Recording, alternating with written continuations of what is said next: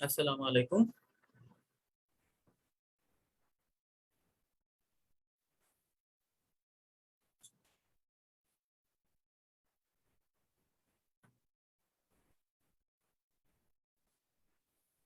7:35 join করে ফেলার কথা সবাই।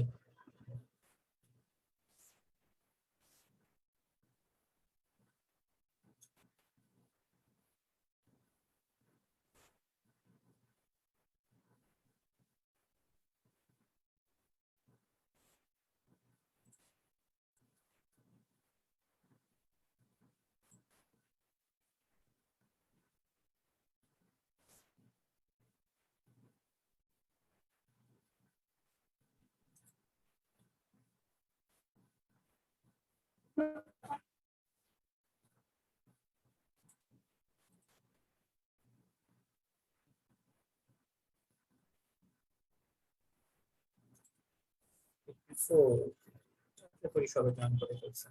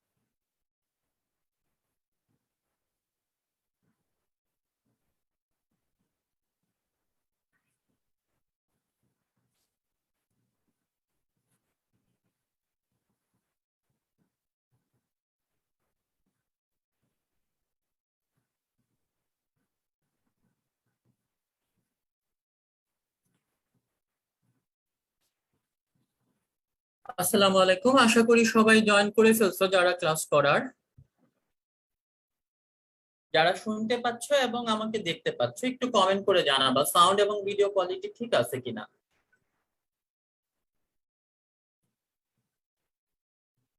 All clear? আচ্ছা, ঠিক আছে। আজকের ক্লাসে আমরা পড়বো পরিমাণগত রসায়ন চ্যাপ্টারটা। শুরুতে আমি বলে নিবা, পরিমাণগত রসায়ন চ্যাপ্টারটা হচ্ছে ম্যাথের ক্লাস। ম্যাথ, এই চ্যাপ্টার থেকে যদি কোনো কোশ্চেন আসে সেটা হবে ম্যাথ। তোমাদের ইন্টারমিডিয়েট পরীক্ষা বা এইচএসসি পরীক্ষার পরে যে ভর্তি পরীক্ষাগুলো আছে সবগুলাতেই এই চ্যাপ্টার থেকে সবচেয়ে বেশি গুরুত্বপূর্ণ বিষয় হচ্ছে ম্যাথ। সো আমরা এই চ্যাপ্টারের ম্যাথ গুলার জন্য আলাদা একটা ক্লাস রেডি করব পরের ক্লাসে। পরে কোনো একদিন শুধু ম্যাথ নিয়ে আমরা আলোচনা করব। বাট আজকে আমরা ম্যাথ পড়ার জন্য যে থিওরি অংশটা লাগবে সেই থিওরির পড়াগুলা খুব ভালো মতো শেষ করে ফেলবো। এবং আগেই বলে নেই, যারা থিওরি গুলা পারবে না তারা কিন্তু ম্যাথ করতে পারবে না। কারণ ম্যাথ করার জন্য যে বেসিক পড়াশোনাগুলো আমাদের দরকার সেই পড়াশোনাগুলাই হচ্ছে আজকের ক্লাসটা, দ্যাট মিনস পরিমাণগত রসায়ন চ্যাপ্টারটা থিওরি অংশটা। আরেকটা কথা বলে দেই, এই চ্যাপ্টার ভর্তি অনেক অনেক প্র্যাকটিক্যাল টাইপের পড়াশোনা। প্র্যাকটিক্যাল তোমাদের ইন্টারমিডিয়েট পরীক্ষায়ও এখন হবে না, ভর্তি পরীক্ষায়ও প্র্যাকটিক্যাল হবে না। সো প্র্যাকটিক্যাল টাইপের যে বর্ণনা করা, আলোচনা করা, সেগুলো আমরা বাদ দিয়ে পড়বো। যে জায়গাগুলো দাগানো, শুধু যদি দাগানো জায়গাগুলো পড়ো তাতেই চলবে পরিমাণগত রসায়ন চ্যাপ্টারটা। হাজারি স্যারের বইটাই আমাদের মেন বই। আচ্ছা, শুরু করি তাহলে পড়া। আশা করি সবাই জয়েন করে ফেলছে আমাদের সাথে।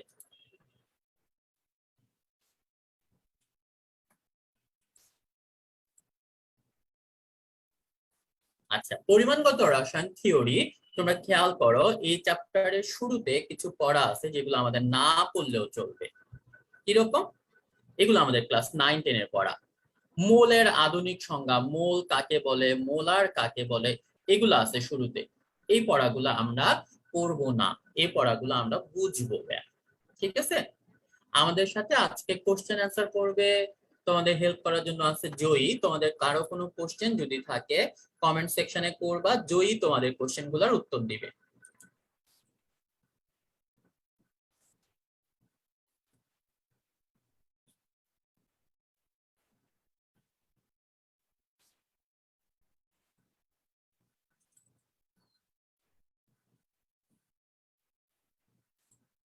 লোড হতে একটু সময় নিচ্ছে তারা।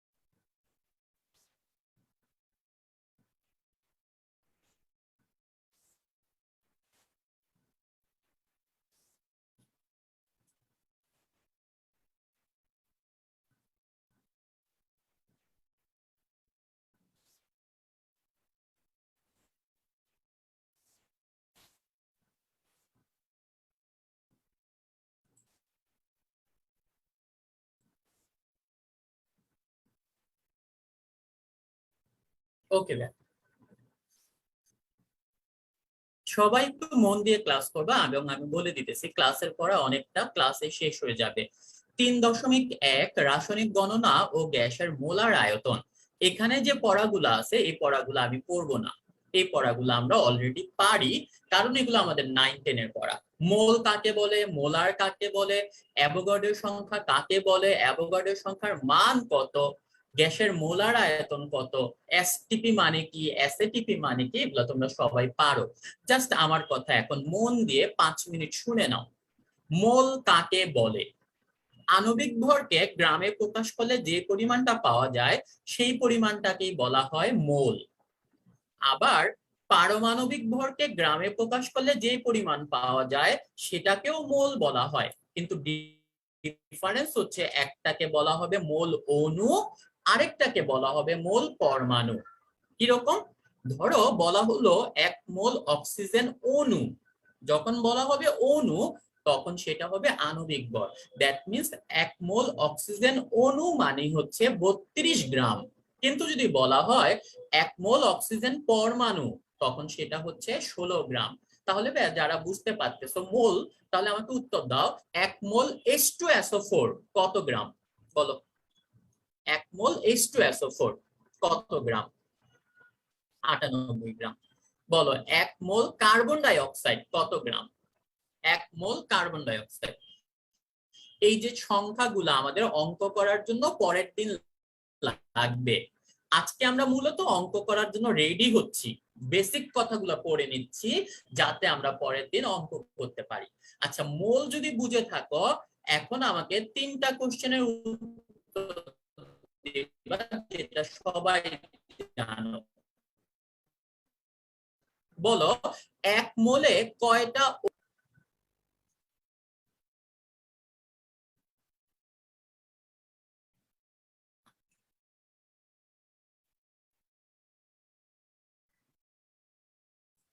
6.02 ইন্টু 10/23। একটু নেটে সমস্যা হয়েছে, বোধ হয় বৃষ্টি হয়েছে তো একটু আগে, সমস্যা হতে পারে, অসুবিধা নাই ভাইয়া, আমি আস্তে আস্তে ক্লাসটা নিব যাতে কোনো সমস্যা না হয়।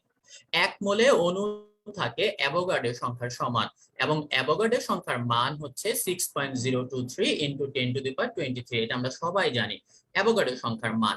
এবার আমাকে উত্তর দাও 1 মোলের আয়তন এসটিপিতে কত লিটার? 1 মোলের আয়তন এসটিপিতে কত লিটার? 22.4।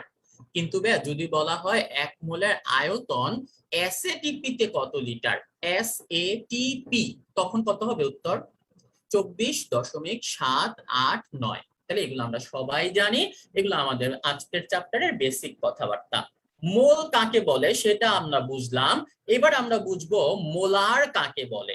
তুমি খেয়াল করো নামেই উত্তর আছে, মোল মানে মোল, আর মানে লিটার।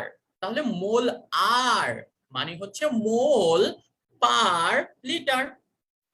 প্রতি লিটার দ্রবণে যত মোল দ্রব দ্রবীভূত থাকে ওই পরিমাণটাকে বলা হয় তত মোলার দ্রবণ। সাপোজ সালফিউরিক অ্যাসিডের 1 মোলার দ্রবণ, তার মানে হচ্ছে 1 মোল সালফিউরিক অ্যাসিড পার লিটার দ্রবণে, 1 মোল মানে 98 গ্রাম পার লিটার। তাহলে মোল আর মানে হচ্ছে মোল পার লিটার। তাহলে আমাকে বলো তো ডেসিমোলার মানে কি? ডেসিমোলার বলো। ডেসিমোলার কাকে বলবো?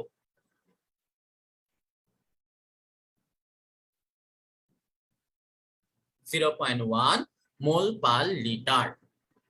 বলো সেমিমোলার কাকে বলবো? সেমিমোলার, সেমিফাইনাল খেলা, দ্যাট মিন্স অর্ধেক, 0.5 মোল পার লিটার।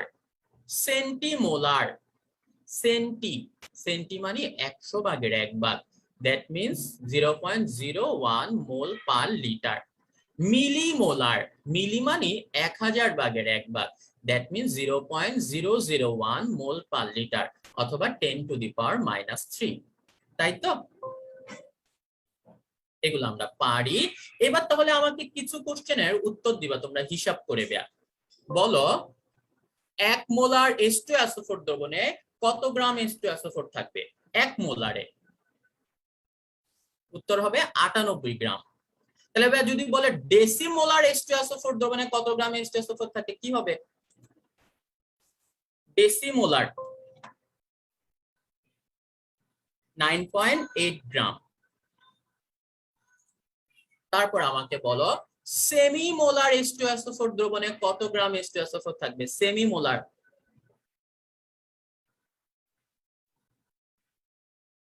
98 এর অর্ধেক, 98 এর অর্ধেক হচ্ছে ভাইয়া 49। ইয়েস। দেন আমাকে বলো সেন্টিমোলার H2SO4 দ্রবণে কত গ্রাম H2SO4 থাকবে? সেন্টিমোলার 0.98। তাহলে এই ব্যাপারগুলো কি ক্লিয়ার সবার? তাহলে ভাই H2SO4 না দিয়ে অন্য কোনো যৌগ দিয়ে যদি দেই সেটা পারবা না? সোডিয়াম কার্বনেট হিসাব করে আমাকে বলো ভাইয়া, Na2CO3 এটার আণবিক ভর কত? সোডিয়াম কার্বনেটের আণবিক ভর কত? 106। তাহলে যদি বলা কোশ্চেন আসে ভাইয়া 1 মোলার H2SO4 দ্রবণে কত গ্রাম H2SO4 থাকে, কি বলবা? 1 মোলার H2SO4 দ্রবণে কত গ্রাম H2SO4 থাকে? যদি বলে ভাই ডেসিমোলার H2SO4 দ্রবণ, ডেসিমোলার, তখন কি হবে? 10.6। ইয়েস। যদি বলা হয় ভাই সেমিমোলার H2SO4 দ্রবণ, সরি H2 না, Na2CO3, সেমিমোলার Na2CO3 দ্রবণ, তখন কি বলবা?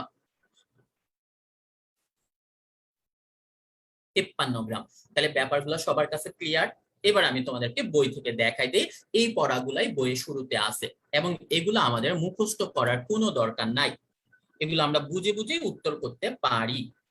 দেখো 3.1 রাসায়নিক গণনা গ্যাসের মোলার আয়তন। দেখো এখানে বলা আছে মোল কাকে বলে, মোলার আয়তন কাকে বলে, এই ব্যাপারগুলো আমাদের কাছে অলরেডি ক্লিয়ার, তাই না? মোল, মোলার আয়তন, এরপরে এই যে 1 মোল পানি সমান 18 গ্রাম পানি, 18 গ্রাম পানি। 1 মোল কার্বন সমান কত? 12 গ্রাম। যদি এই কোশ্চেন গুলো আসে এমনিতেই পারা যায়। 1 মোল অক্সিজেন পরমাণু সমান কত? 16 গ্রাম। কিন্তু যদি বলা হয় 1 মোল অক্সিজেন অণু, তখন সেটা হবে 32 গ্রাম।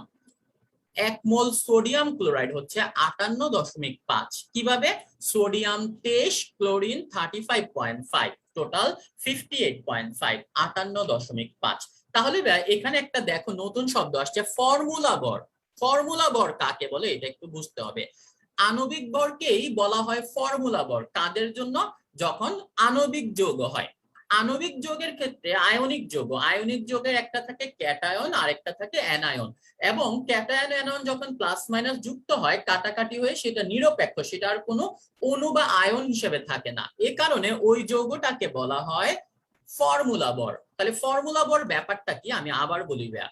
আচ্ছা, একজন কোশ্চেন করতেছে আমাদের শর্ট সিলেবাস অনুযায়ী মোলার ঘনমাত্রা মোলারিটি থেকে শুরু হবে, এত অস্থির হওয়ার দরকার নেই, আমি তোমাদেরকে শর্ট সিলেবাস অনুযায়ী শুধু পড়াচ্ছি না, আমি পুরো চ্যাপ্টারটা পড়াবো। মোল, মোলার ঘনমাত্রা কাকে বলে সেটা বুঝতে হলে তুমি যদি মোল বুঝো তোমার কোনো অসুবিধা নাই। অলরেডি 2-3 বার এই কমেন্ট করে ফেলছো, বাট আমি আগেই বলে দিচ্ছি শুধু শর্ট সিলেবাস অনুযায়ী আমি এখানে তোমাকে পড়াচ্ছি না, ঠিক আছে? আচ্ছা, ফর্মুলা ভর কাকে বলে? সোডিয়াম ক্লোরাইড এটা একটা আয়নিক যৌগ এবং এইটার যে আণবিক ভর সেটার নামই হবে ফর্মুলা ভর। দ্যাট মিনস আয়নিক যৌগের ক্ষেত্রে আণবিক ভরকে বলা হয় ফর্মুলা ভর। তাহলে এবার বলো তো সোডিয়াম ক্লোরাইডের ফর্মুলা ভর কত?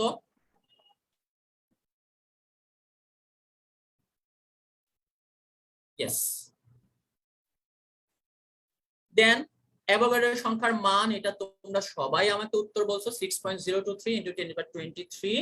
তারপরে এখানে খেয়াল করো, আমরা জানি কার্বনের পারমাণবিক ভর 12। তাহলে 1 মোল কার্বন সমান 12 গ্রাম হলে 36 গ্রাম কার্বন কয় মোল হবে বলো ব্যা? 36 গ্রাম কার্বন কত মোল? 3 মোল। তাহলে এবার যদি বলে 48 গ্রাম কার্বন কত মোল? 48 গ্রাম কার্বন সমান কত মোল? 4 মোল। ইয়েস। অথবা উল্টাটা, 36 গ্রাম পানি সমান কয় মোল পানি বলো? 36 গ্রাম পানি, আমরা জানি 18 গ্রাম পানি হচ্ছে 1 মোল। তাহলে এগুলো খুবই সিম্পল কথা, একবার শুধু রিডিং করবা, এর বেশি এখান থেকে পড়ার দরকার নাই। কিন্তু এগুলো আমাদের নেক্সট দিন অঙ্ক করার জন্য লাগবে। এদিকে খেয়াল করো, একটা সংখ্যা আসছে নতুন। 100°C তাপমাত্রায় পানির আয়তন হয় 30.6 লিটার। এটা মুখস্থ করতে হবে। আমরা জানি এসটিপি তে আয়তন হয় 22.4 আর এসএটিপি তে আয়তন হয় 24.789। এখন একটা নতুন শিখলা, 100°C তাপমাত্রায় মোলার আয়তন হবে 30.6। এই তিনটা মুখস্থ করতে হবে, একটু পরে আরেকটা আসবে সেটাও দেখাবো। তাহলে খেয়াল রাখবা ভাইয়া, তাপমাত্রা যত বাড়ে আয়তনও তত বাড়ে। যেমন এসটিপি 0°, এসএটিপি 25°, আয়তন গুলা দেখো বাড়তেছে। একটা 22.4, একটা 24.789, আর একটা হচ্ছে 30.6। এটা একটা মুখস্থ পড়া, এই সংখ্যাগুলো মুখস্থ রাখতে হবে। এবার এখানে খেয়াল করো, 1 2 3 4 5 6 7, এখানে 7টা লাইন তুমি দেখতে পাচ্ছ। এই 7টা লাইন মুখস্থ করার দরকার নাই। 1 নাম্বার লাইনটা যদি পারো তাহলে তোমার 7টা লাইন পড়া হয়ে যাবে। বুঝে নাও, আমরা জানি 1 মোল অণু মানে হচ্ছে গ্রাম আণবিক ভর। সেখানে অণুর সংখ্যা থাকবে অ্যাভোগাড্রোর সংখ্যার সমান, এবং এসটিপি তে ওটার আয়তন হবে 22.4 লিটার।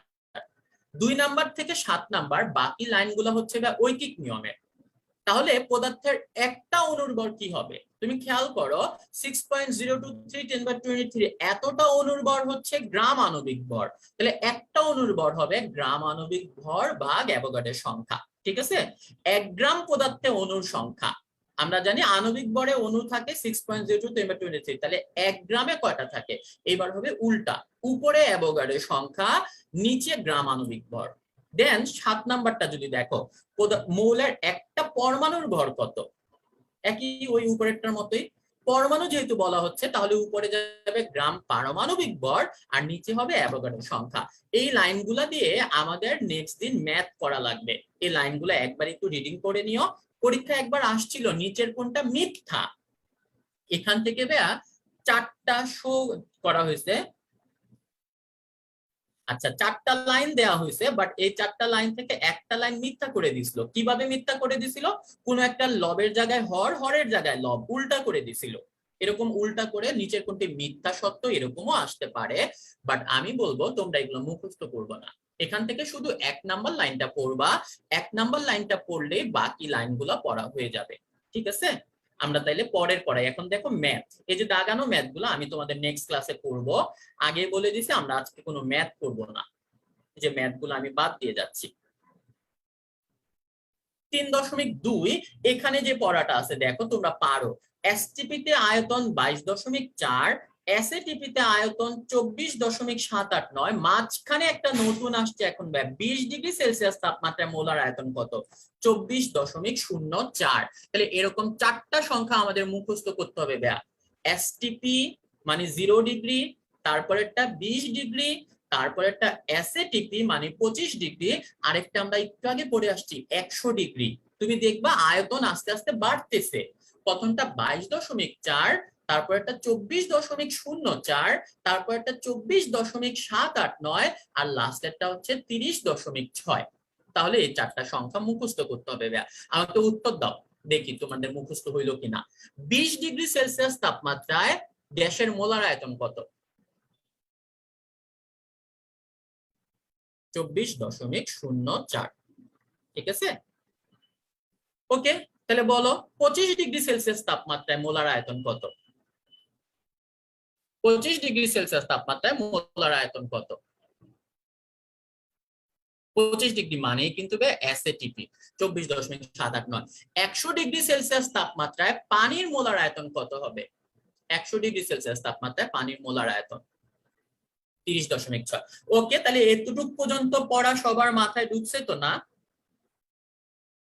স্লাইড স্লো আসতেছে বা ভিডিও স্লো আসতেছে এমন কোনো অসুবিধা কি হচ্ছে কারো? একজন বলছে নাকি সবারই? কি প্রবলেম বলো তো বেয়া, কথা বোঝা যাচ্ছে না? স্লাইড স্লো আসতেছে, স্লাইডে একটু সব প্রবলেম হচ্ছে বলতে। আচ্ছা, আস্তে আস্তে দেখাইবে, ঠিক আছে? এখন দেখো, কথাও সমস্যা হচ্ছে, ঠিক হয়ে যাওয়ার কথা। স্লাইডে প্রবলেম হচ্ছে, আচ্ছা অসুবিধা নাই, দেখো আস্তে আস্তে বলতেছি। দেখো ভাইয়া, এটা আমরা যাই পরে, এগুলো ম্যাথ, ম্যাথ গুলো আমরা করবো না, আগে বলে দিছি আমরা ম্যাথ গুলা করবো না।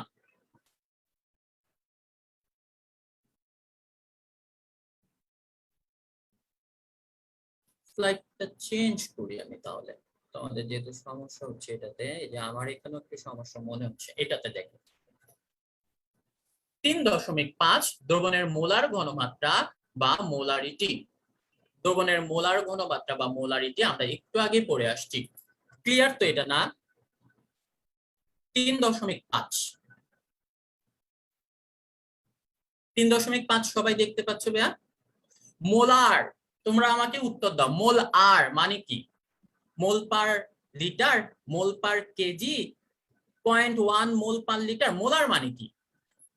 আমি তোমাদেরকে শুরুতে এটা বুঝাই নিছি, মোল পার লিটার। তাহলে দেখো শুরুতে ভাই এই কথাটাই লেখা আছে, প্রতি লিটার দ্রবণে যত মোল দ্রব দ্রবীভূত থাকে সেই সংখ্যাকে বলা হয় মোলার দ্রবণ বা মোলারিটি। তাহলে মোলার মানে হচ্ছে এই যে উপরে মোল নিচে লিটার, তাহলে মোলার মিন্স মোল পার লিটার, এটা আমরা জানি। মোলার মানে হচ্ছে মোল পার লিটার। ওকে, তাহলে ভাই বলো তো আমাকে ডেসিমোলার মানে কি? পড়াইছিলাম তোমাদের, ডেসিমোলার মানে কি? 0.1। এই যে এখানে দেখো, এবারে স্লাইডটাতে দেখো ডেসিমোলার। সেমিমোলার কাকে বলে দেখো, সেমিমোলার কাকে বলে?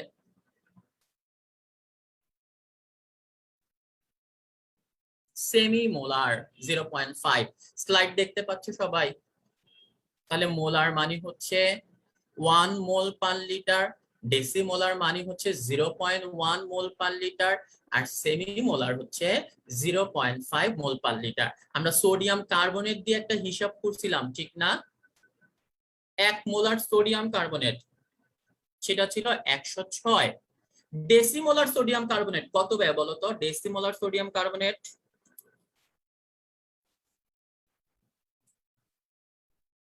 ডেসিমোলার সোডিয়াম কার্বনেট হচ্ছে 10.6। সেমিমোলার, সেমিমোলার কত সোডিয়াম কার্বনেট কি হবে? 53। তাহলে এখানে দেখো সেই কথাগুলাই কি লেখা আছে না? এই যে 106 মোলারের এখানে 106, ডেসিমোলারের এখানে দেখো লেখা আছে 10.6, আর সেমিমোলার এখানে লেখা আছে 53।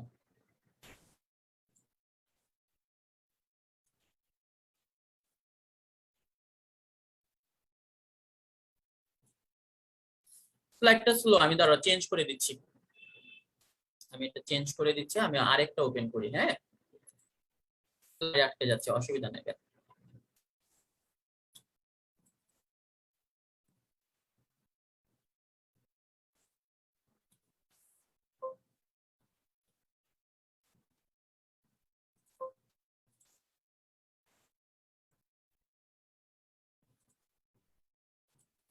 পাওয়ার পয়েন্ট দিয়ে দেখে, তাহলে ইচ্ছা মতো বড় ছোট করা যায়।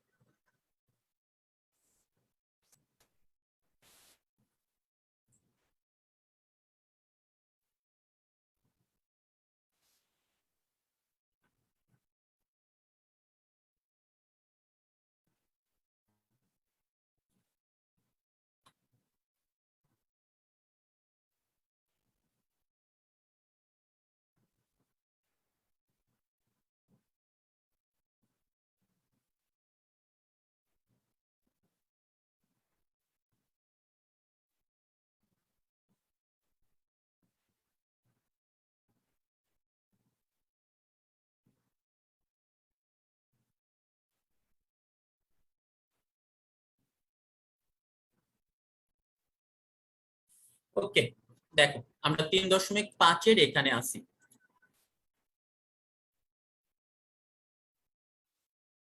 স্লাইড এবার দেখা যাচ্ছে সবার?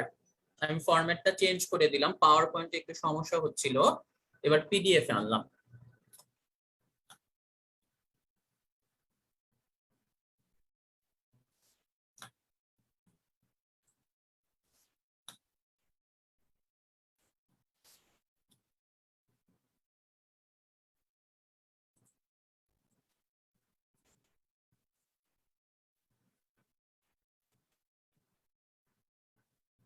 3.5 এখন দেখা যাচ্ছে ভাইয়া? একটু কষ্ট করে বলো।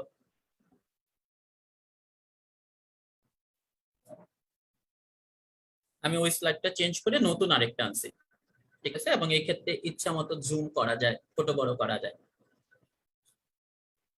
ওকে, ঠিক আছে। আমরা 3.5-এ আসছিলাম এবং এই পড়াটা আমাদের অলরেডি পড়া আছে। আমি আবার তোমাকে বলি, মোলার মানে হচ্ছে mole per litre.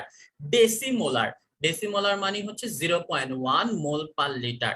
Semi, semi molar মানে হচ্ছে 0.5। তাহলে আমরা যেটা করতেছিলাম সেটা আমি তোমাদেরকে একটু দেখাই।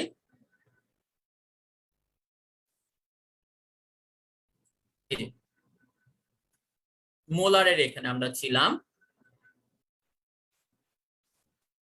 1 মোলার দ্রবণকে মোল বলা হয় এবং 106 গ্রাম সোডিয়াম কার্বনেট। ডেসিমোলার মানে হচ্ছে 0.1, এখানে 10.6। সেমিমোলার মানে হচ্ছে 0.5 এবং এটার উত্তর হচ্ছে 53 গ্রাম সোডিয়াম কার্বনেটকে বলা হবে সেমিমোলার। তাহলে এই ব্যাপারগুলো আশা করি আমরা সবাই বুঝতে পারছি। দেন খেয়াল করো, এই যে কালো অংশটা দেখা যাচ্ছে, জেনে নাও। এখানে একটু খেয়াল করো, দ্রবণের ঘনমাত্রা প্রকাশের জন্য 5টা একক ব্যবহৃত হয়। তাহলে দ্রবণের ঘনমাত্রা প্রকাশের একক কয়টা? উত্তর হচ্ছে 5টা। মোলার, মোলাল, নরমাল, শতকরা পরিমাণ, মোল ভগ্নাংশ। আমরা 3টা জিনিস অলরেডি পড়ে ফেলছি। মোলার পড়ছি, ডেসিমোলার, সেমিমোলার, এগুলা পড়ছি। কিন্তু খেয়াল করো তো ভাইয়া, মোলাল, নরমাল, এটা কি পড়ছি? পড়ি নাই।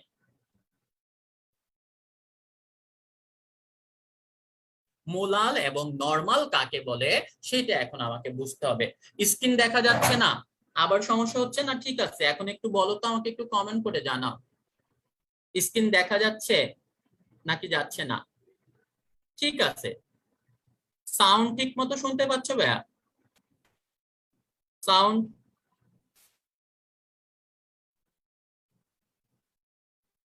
ঠিক আছে, এখন ঠিক আছে, অল ক্লিয়ার। ঠিক আছে ভাইয়া, তাহলে একটু খেয়াল করো। আমরা 1 নাম্বার পয়েন্টটা মোলার দ্রবণ সেটা করছি। 2 নাম্বারটা এখন যেটা দেখতে পাচ্ছি সেটা হচ্ছে মোলাল। 3 নাম্বারটা হচ্ছে নরমাল। সাথে 4 নাম্বার শতকরা পরিমাণ, মোল ভগ্নাংশ, সেটা আমরা এখন একটু বুঝবো। মোলাল কাকে বলে? মোলার, আরেকটা হচ্ছে মোলাল। কথা দুটার মাঝখানে পার্থক্য আছে, একটু পার্থক্য। কি পার্থক্য সেটা আমি তোমাদেরকে বুঝাই দিই। আমরা পড়ছি মোলার, যেটার লাস্টে মোলার ছিল সেটা হচ্ছে মোল পার লিটার। তাহলে মোলার মানে হচ্ছে, মোলার মানে মোল পার লিটার, লিটার। তাহলে মোলারের সাথে লিটারের এর মিল আছে, তাই না? কিন্তু এখন যেটা পাইলাম সেটা কিন্তু না, মোলাল। তাহলে মোলাল দ্রবণ কাকে বলে সেটা একটু শিখে নেবে। মোলাল, এটাও মোল পার, কিন্তু লিটার থাকবে না, লিটারটা চেঞ্জ হয়ে অন্য কিছু একটা হবে। সেটা কি? সেটা হচ্ছে মোল পার কিলো। তাহলে ফর কিলো, কিলোগ্রাম। মোল পার কিলোগ্রামকে বলা হয় মোলাল দ্রবণ। তাহলে আমাকে উত্তর প্রতি কেজিতে যত মোল দ্রবীভূত থাকে সেই দ্রবণকে কি দ্রবণ বলা হয়? প্রতি কেজিতে যত মোল দ্রবীভূত থাকে সেই দ্রবণকে কি দ্রবণ বলা হয়? মোলাল দ্রবণ। ইয়েস।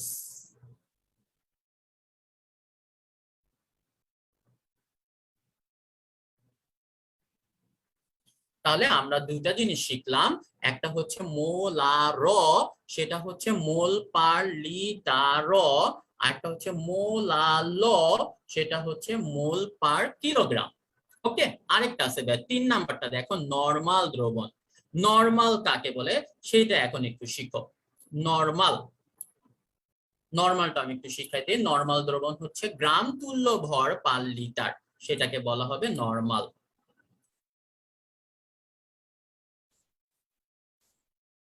নরমাল দ্রবণ কাকে বলে? নরমাল দ্রবণ হচ্ছে গ্রাম তুল্য ভর, গ্রাম তুল্য ভর পার লিটার, এটাকে বলা হয় নরমাল দ্রবণ।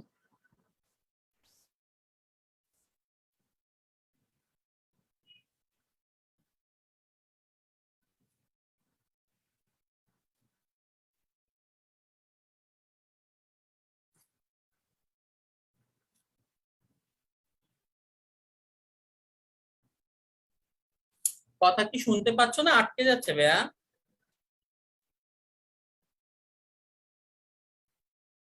আমার ইন্টারনেট আনস্টেবল আসছিল, এখন কি অবস্থা সেটা বলো। এখন ঠিক আছে? বারবার ডিস্টার্ব করতেছে? ঠিক নাই? আমি আবার নতুন করে তাহলে কানেক্ট করি। এখন ঠিক আছে? স্ক্রিন দেখা যায়? মাঝে মধ্যে একটু প্রবলেম হচ্ছে, আমি বললাম তো আজকে বৃষ্টি হয়েছে, এই কারণে আমার নেটটা একটু ঝামেলা হতে পারে। স্লাইড ক্লাস ভয়েস মিল নাই, ফ্রিজ হয়ে যাচ্ছে। ঠিক আছে, অসুবিধা নাই ভাইয়া, আমি আস্তে আস্তে ক্লাসটা নিচ্ছি। এখন স্লাইড দেখতে পাচ্ছ, নরমাল। নরমাল দ্রবণ হচ্ছে গ্রাম তুল্য ভর পার লিটার। বাট কথা হচ্ছে ভাইয়া, গ্রাম তুল্য ভর জিনিসটা কি সেটা আমি তোমাদেরকে একটু বুঝাই দিই। গ্রাম তুল্য ভর, সবার আগে তাহলে আমাকে বুঝতে হবে তুল্য ভর কাকে বলে। আমি শুরুতেই বলি, তুল্য ভর কথাটা এসিড অথবা ক্ষারের জন্য প্রযোজ্য। এসিড অথবা ক্ষারের জন্য তুল্য ভর কথাটা প্রযোজ্য। এসিড অথবা ক্ষারের আণবিক ভরকে আমরা যদি তাদের অম্লত্ব বা ক্ষারত্ব দিয়ে ভাগ করি, যে পরিমাণটা পাবো সেটাই হচ্ছে তুল্য ভর। আবার বলি ভাইয়া, এসিড অথবা ক্ষার, সেটার আণবিক ভরকে আমরা ভাগ করব তার অম্লত্ব বা ক্ষারত্ব দিয়ে, তাহলে যে পরিমাণটা হবে সেটাই তার তুল্য ভর। তাহলে আমাকে উত্তর দাও ভাইয়া, H2SO4 এটার আণবিক ভর কত? H2SO4 এর আণবিক ভর কত? 98। H2SO4, H2টা, তাহলে বলো তো সালফিউরিক অ্যাসিডের অম্লত্ব কত? সালফিউরিক অ্যাসিডের অম্লত্ব হচ্ছে 2, তার মানে 98/2, এটাই হচ্ছে সালফিউরিক অ্যাসিডের তুল্য ভর। তাহলে 98/2 মানে কত? 49। তাহলে যদি কোশ্চেন আসে সালফিউরিক অ্যাসিডের নরমাল দ্রবণে কত গ্রাম সালফিউরিক অ্যাসিড থাকবে, উত্তর কি হবে বলো? সালফিউরিক অ্যাসিডের নরমাল দ্রবণে কত গ্রাম সালফিউরিক অ্যাসিড থাকবে?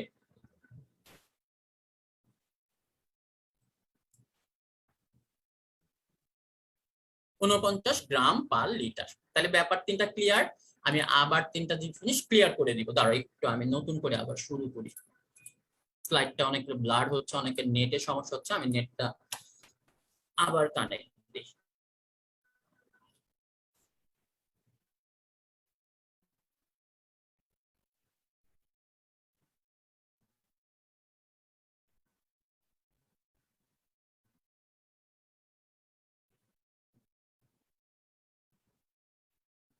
প্রবলেম হচ্ছে, আমি চেঞ্জ করতেছি ভাই, নেটের লাইনটা চেঞ্জ করতেছি, একটু ওয়েট করো।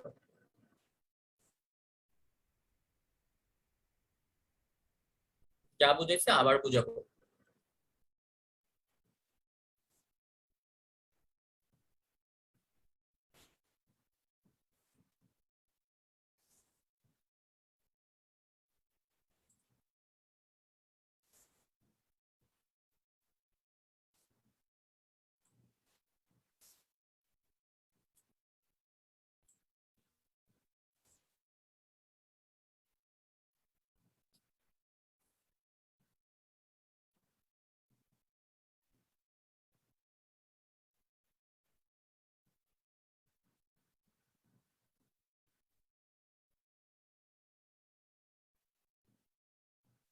এখনো কি ব্লার নাকি ঠিক আছে?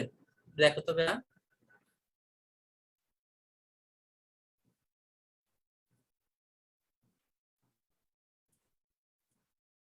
ক্লিয়ার? বেটার?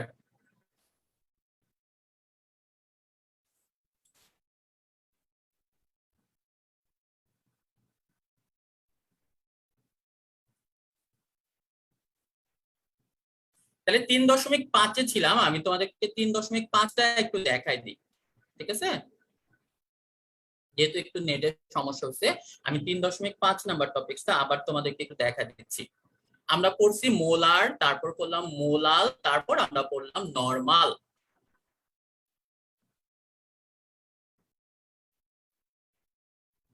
এই যে,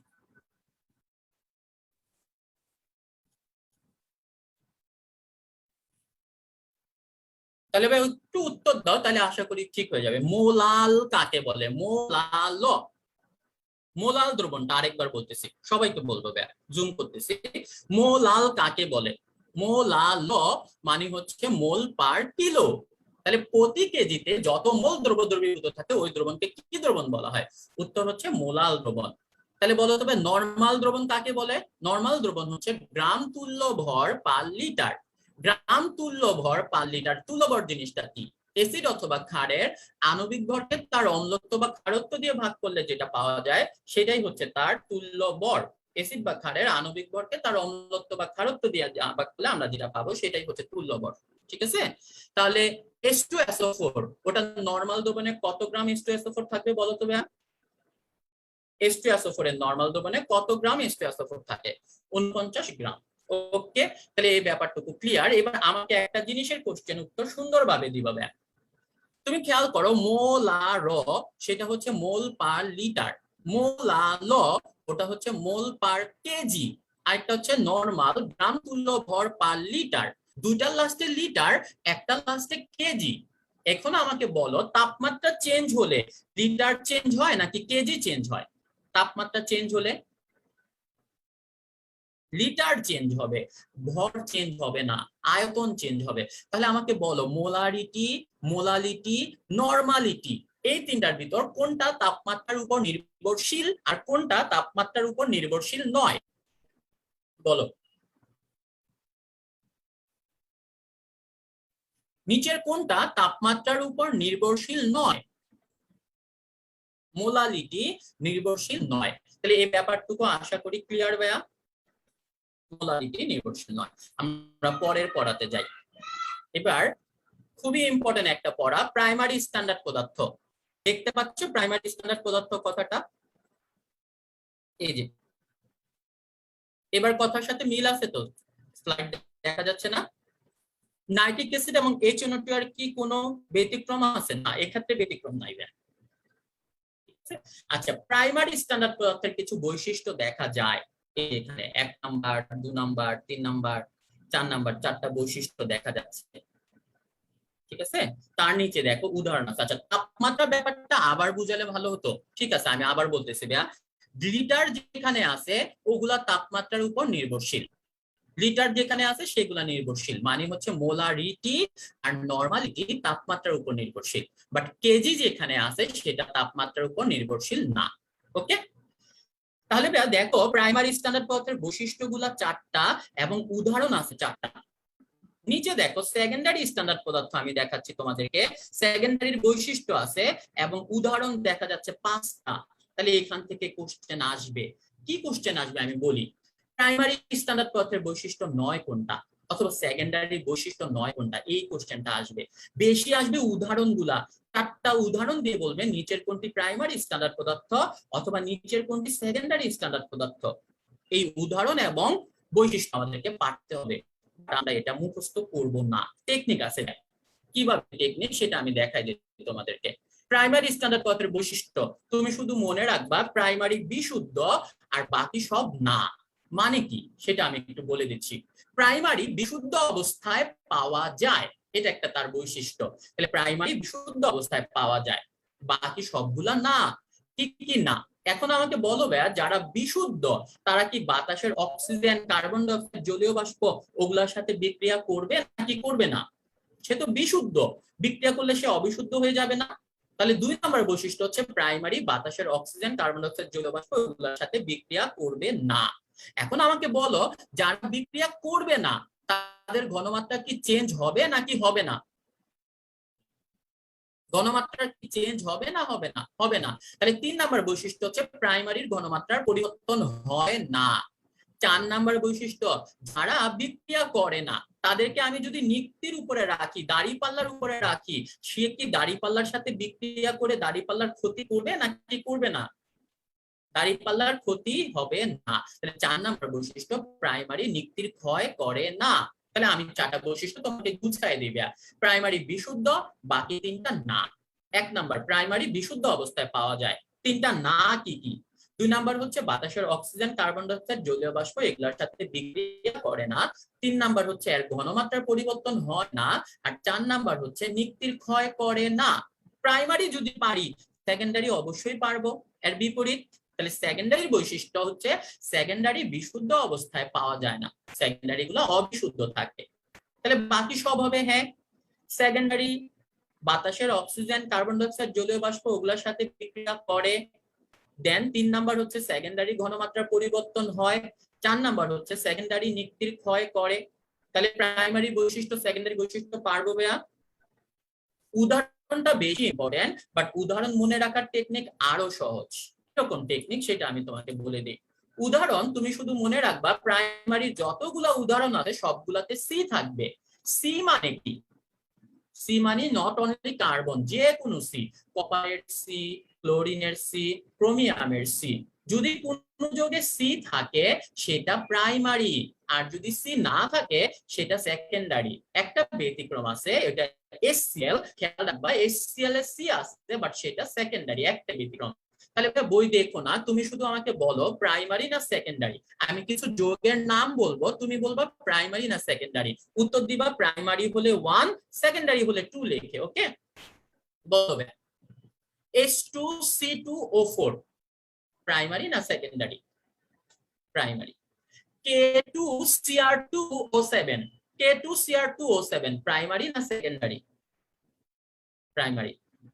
বলো KMnO4 কোনটা? KMnO4 এটা secondary. H2SO4, H2SO4 secondary. Last উত্তর দাও, HCl এটা কি প্রাইমারি না সেকেন্ডারি? এটা ব্যতিক্রম, এটা সেকেন্ডারি। তাহলে প্রাইমারির বৈশিষ্ট্য উদাহরণ, সেকেন্ডারির বৈশিষ্ট্য উদাহরণ পড়া হয়ে গেল কি? যদি পড়া হয়ে যায় তুমি একটু কষ্ট করে এই যে বইয়ের পেজটা চোখ বুলাও, তুমি দেখো তোমার পড়া হয়ে গেছে কিনা। তোমাদের শর্ট সিলেবাসে এটা একটা টপিক, এটা আছে যে প্রাইমারি পদার্থের বৈশিষ্ট্য আর উদাহরণ, সেকেন্ডারি স্ট্যান্ডার্ড পদার্থের বৈশিষ্ট্য উদাহরণ। একটু পড়ো, আমি তোমাদের এখানে হাইলাইট করে দিলাম। পড়ার পরে বলো ভাইয়া কমপ্লিট মুখস্থ হয়ে গেল কিনা। আমি এখানে দিয়ে দিলাম যে পড়াটা একটু পড়ো। প্রাইমারি স্ট্যান্ডার্ড পদার্থ এবং তার 4টা বৈশিষ্ট্য, 4টা উদাহরণ। প্রাইমারির পরে সেকেন্ডারি 3 লাইনে বৈশিষ্ট্য এবং উদাহরণ। লাস্ট এক্সাম্পলটা হচ্ছে HCl, ওটা ব্যতিক্রম। বই পড়ো ভাইয়া, বই পড়ো। পড়া আমি বলছি ক্লাসের পড়া ক্লাসে শেষ করে ফেলো।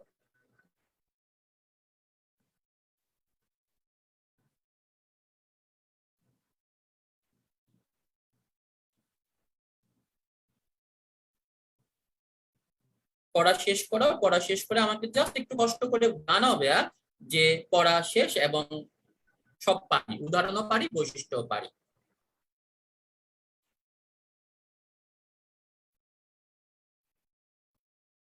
কমপ্লিট। তাহলে পড়া ক্লাসে শেষ। আমি সামারিটা আবার বলে দিই, সিম্পল সামারি। বৈশিষ্ট্য প্রাইমারি বিশুদ্ধ, বাকি সবগুলা না।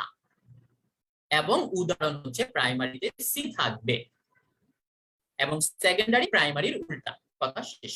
তাহলে এটা পরীক্ষা যদি তোমাদের থিওরিতে যদি আসে প্রাইমারির বৈশিষ্ট্যগুলো লেখো, অথবা একটা যৌগ দিয়ে তোমাদের যেমন ওই যে সৃজনশীল আসে K2Cr2O7 এমন পদার্থ, 1 নাম্বার। তাহলে এটা হচ্ছে সেকেন্ডারি না প্রাইমারি? প্রাইমারি। 2 নাম্বার বললো এর বৈশিষ্ট্যগুলা লেখো, তাহলে 4টা বৈশিষ্ট্য পারবে না সৃজনশীলে লিখে আসতে।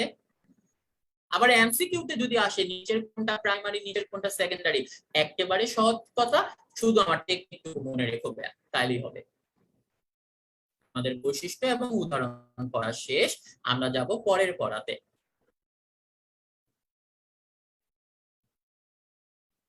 ম্যাথ গুলো আমি পরে করতেছি ভাই, এগুলো ম্যাথ, এগুলা কোন কোন ম্যাথ করতে হবে দাগানো আছে, ম্যাথ আমি স্কিপ করে যাচ্ছি। আমি আগেই বলছি এগুলো পরের ক্লাসের জন্য। মোলারিটিকে শতকরা ও ppm এককে রূপান্তর। সবার আগে আমাকে উত্তর দিবা তুমি, শতকরা মানে কত? বলো ভাই, শতকরা মানে কত? 100। ppm parts per million. Million মানে কত ব্যা?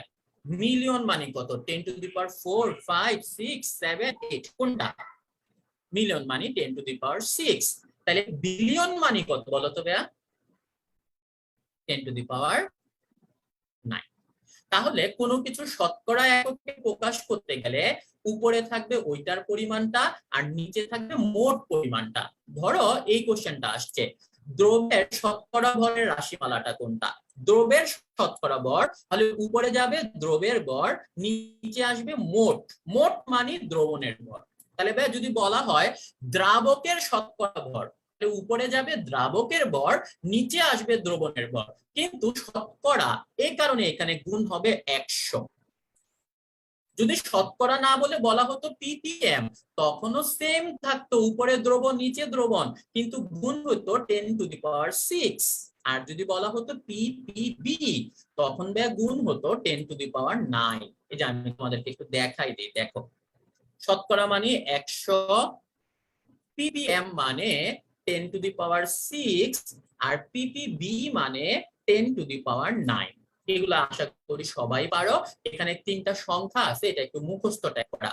পানিতে অক্সিজেনের দ্রাব্যতা কত ppm? 14.6। 35 ডিগ্রি সেলসিয়াস তাপমাত্রায় দ্রাব্যতা হয় 7.1 ppm, আর আর্সেনিকের পরিমাণ হচ্ছে 2.5 ppb। এই তিনটা সংখ্যা মুখস্থ করে ফেলবে, ঠিক আছে? তাহলে এতটুকু আমরা ppm ppb বুঝলাম। ppm এর কিছু অঙ্ক আছে যেটা আমরা নেক্সট দিন করব, আমরা পরের পড়াতে যাব। এগুলো ম্যাথ গুলো পরের ক্লাসে করব।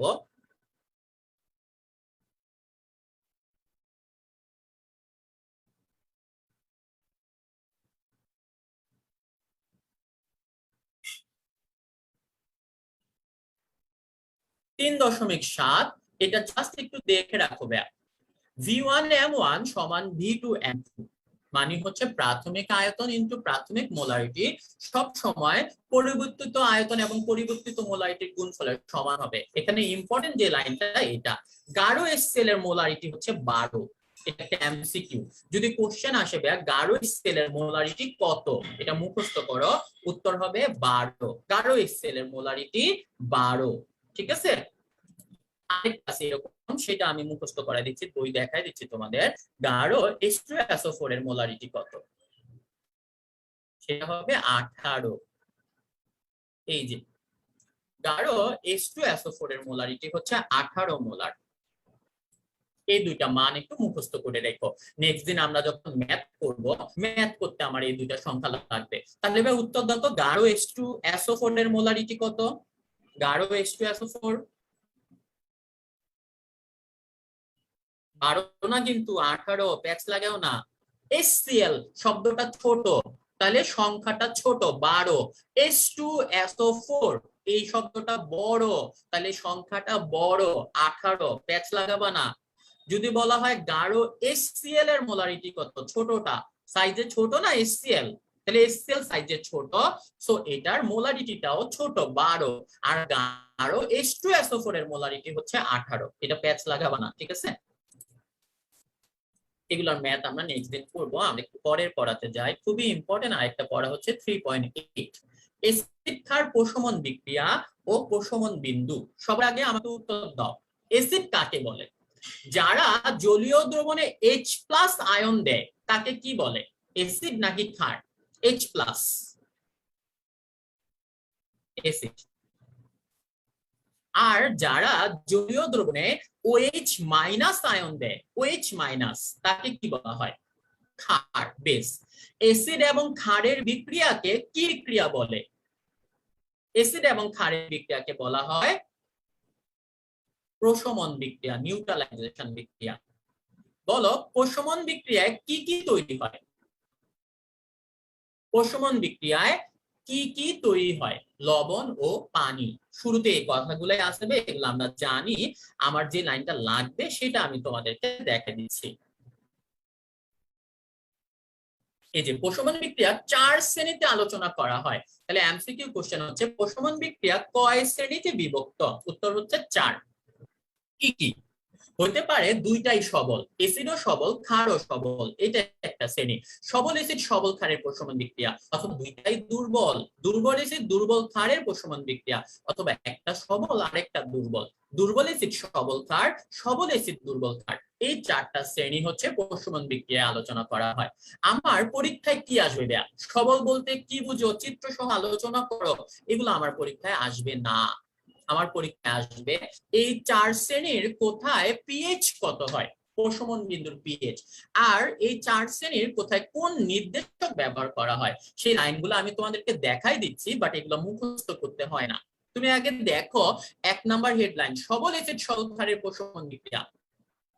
পরের পেজে যে ছবিটার পাশে দেখো এখানে বলা আছে পিএইচ 7 হয়, তাহলে সবল এসিড সবল ক্ষারের প্রশমন বিন্দুর পিএইচ কত হয়? উত্তর হচ্ছে 7। নির্দেশকের নামগুলো দেখো, কোন কোন নির্দেশক ব্যবহার করা যায়? Methyl orange, methyl red, phenolphthalein, অথবা বলা আছে যে কোনো নির্দেশকের জন্য এটা কার্যকর হয়, যে কোনো নির্দেশক। তার মানে সবল এসিড সবল ক্ষার, এখানে সব নির্দেশক ব্যবহার করা যায়। পিএইচ এর মান হচ্ছে 7, অথবা রেঞ্জ দিলে 4 থেকে 10 এভাবেও দিতে পারে।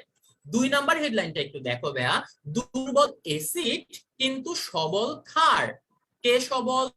ক্ষার সবল, তাহলে এখানে পিএইচ কত হবে দেখাই দিচ্ছি তোমাদেরকে। এই ক্ষেত্রে পিএইচ হবে 7 থেকে বেশি, গ্রেটার দেন 7, অথবা 8.8, এভাবেও অপশন দেয়া থাকতে পারে, 7 থেকে বেশি অথবা 8.8। দেন তুমি খেয়াল করো, যদি রেঞ্জ দেয়া হয় তখন সেটা হবে 8 থেকে 10। নির্দেশকের নাম হচ্ছে ফেনফথেলিন আর থাইমল ব্লু, এই দুইটা নির্দেশক এখানে ব্যবহার করা হয়, একটা ফ আর একটা থ। ফেনফথেলিন আর একটা হচ্ছে থাইমল ব্লু, তাহলে ফ আর থ তুমি সংখ্যা দুইটা দেখো কাছাকাছি, ফ এবং থ, ফেনফথেলিন আর থাইমল ব্লু। ওকে, 3 নাম্বার হেডলাইনটা একটু দেখো ভাইয়া, সবল এসিড দুর্বল ক্ষার। এবার কে সবল? এসিড সবল, তাহলে পিএইচ কত হবে, নির্দেশক কি হবে সেটা আমি দেখাই দিচ্ছি। মুখস্থ করতে হবে না, আমি বুঝাই দিব, বুঝে বুঝে পড়া যায়। এক্ষেত্রে পিএইচ হবে 7 থেকে কম, অথবা 5.27, অপশন যে কোনো ভাবে দিতে পারে, অথবা 4 থেকে 7।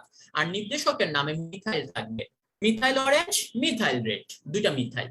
4 নাম্বারটা দুর্বল, দুর্বল, দুর্বল এসিড দুর্বল ক্ষার, দুইটাই দুর্বল। এখানে খেয়াল করো কি লেখা আছে, পিএইচ এর কোনো পরিবর্তন হয় না, তাহলে এখানে পিএইচ এর কোনো মান বা চেঞ্জ হবে না।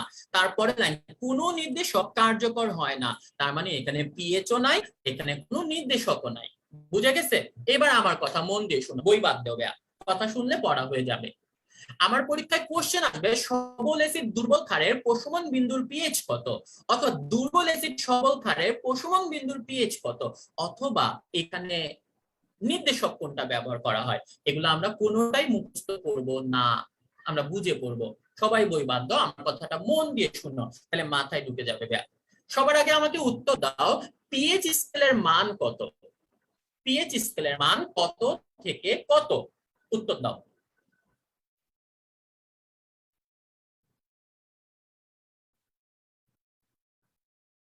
0 থেকে 14। ওকে, আমরা জানি মাঝামাঝি পিএইচ হচ্ছে 7, 7 হচ্ছে নিরপেক্ষ, রাইট? 7-এর যত কম তত অ্যাসিড, 7-এর কম হচ্ছে অম্লধর্মী, আর 7-এর যত বেশি তত হচ্ছে ক্ষার। ঠিক আছে, এটা আমরা জানি, 7-এর বেশি হলে ক্ষার। এবার তুমি খেয়াল করো, এখান থেকে যেই কোশ্চেনই আসুক না কেন, তুমি শুধু সবল কোন জায়গা সেটা খেয়াল করবা। 1 নাম্বার, সবল এসিড সবল ক্ষার, দুইটাই সবল।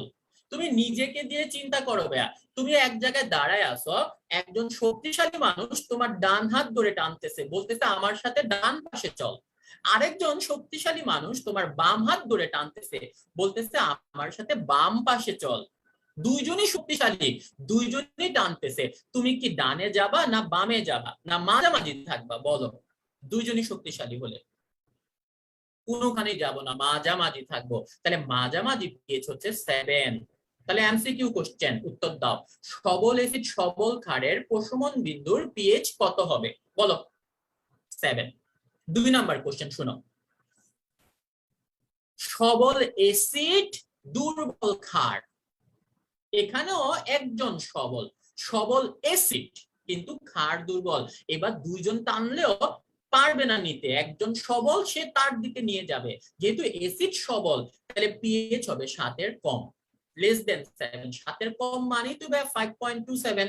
তাহলে দুইটাই মনে রাখতে হবে। অপশন কোনটা দিবে আমরা কিছুই জানি না, আমরা মনে রাখবো 7-এর কম বা 5.27 অথবা 4 থেকে 7। ওকে, 3 নাম্বারটা শুনো।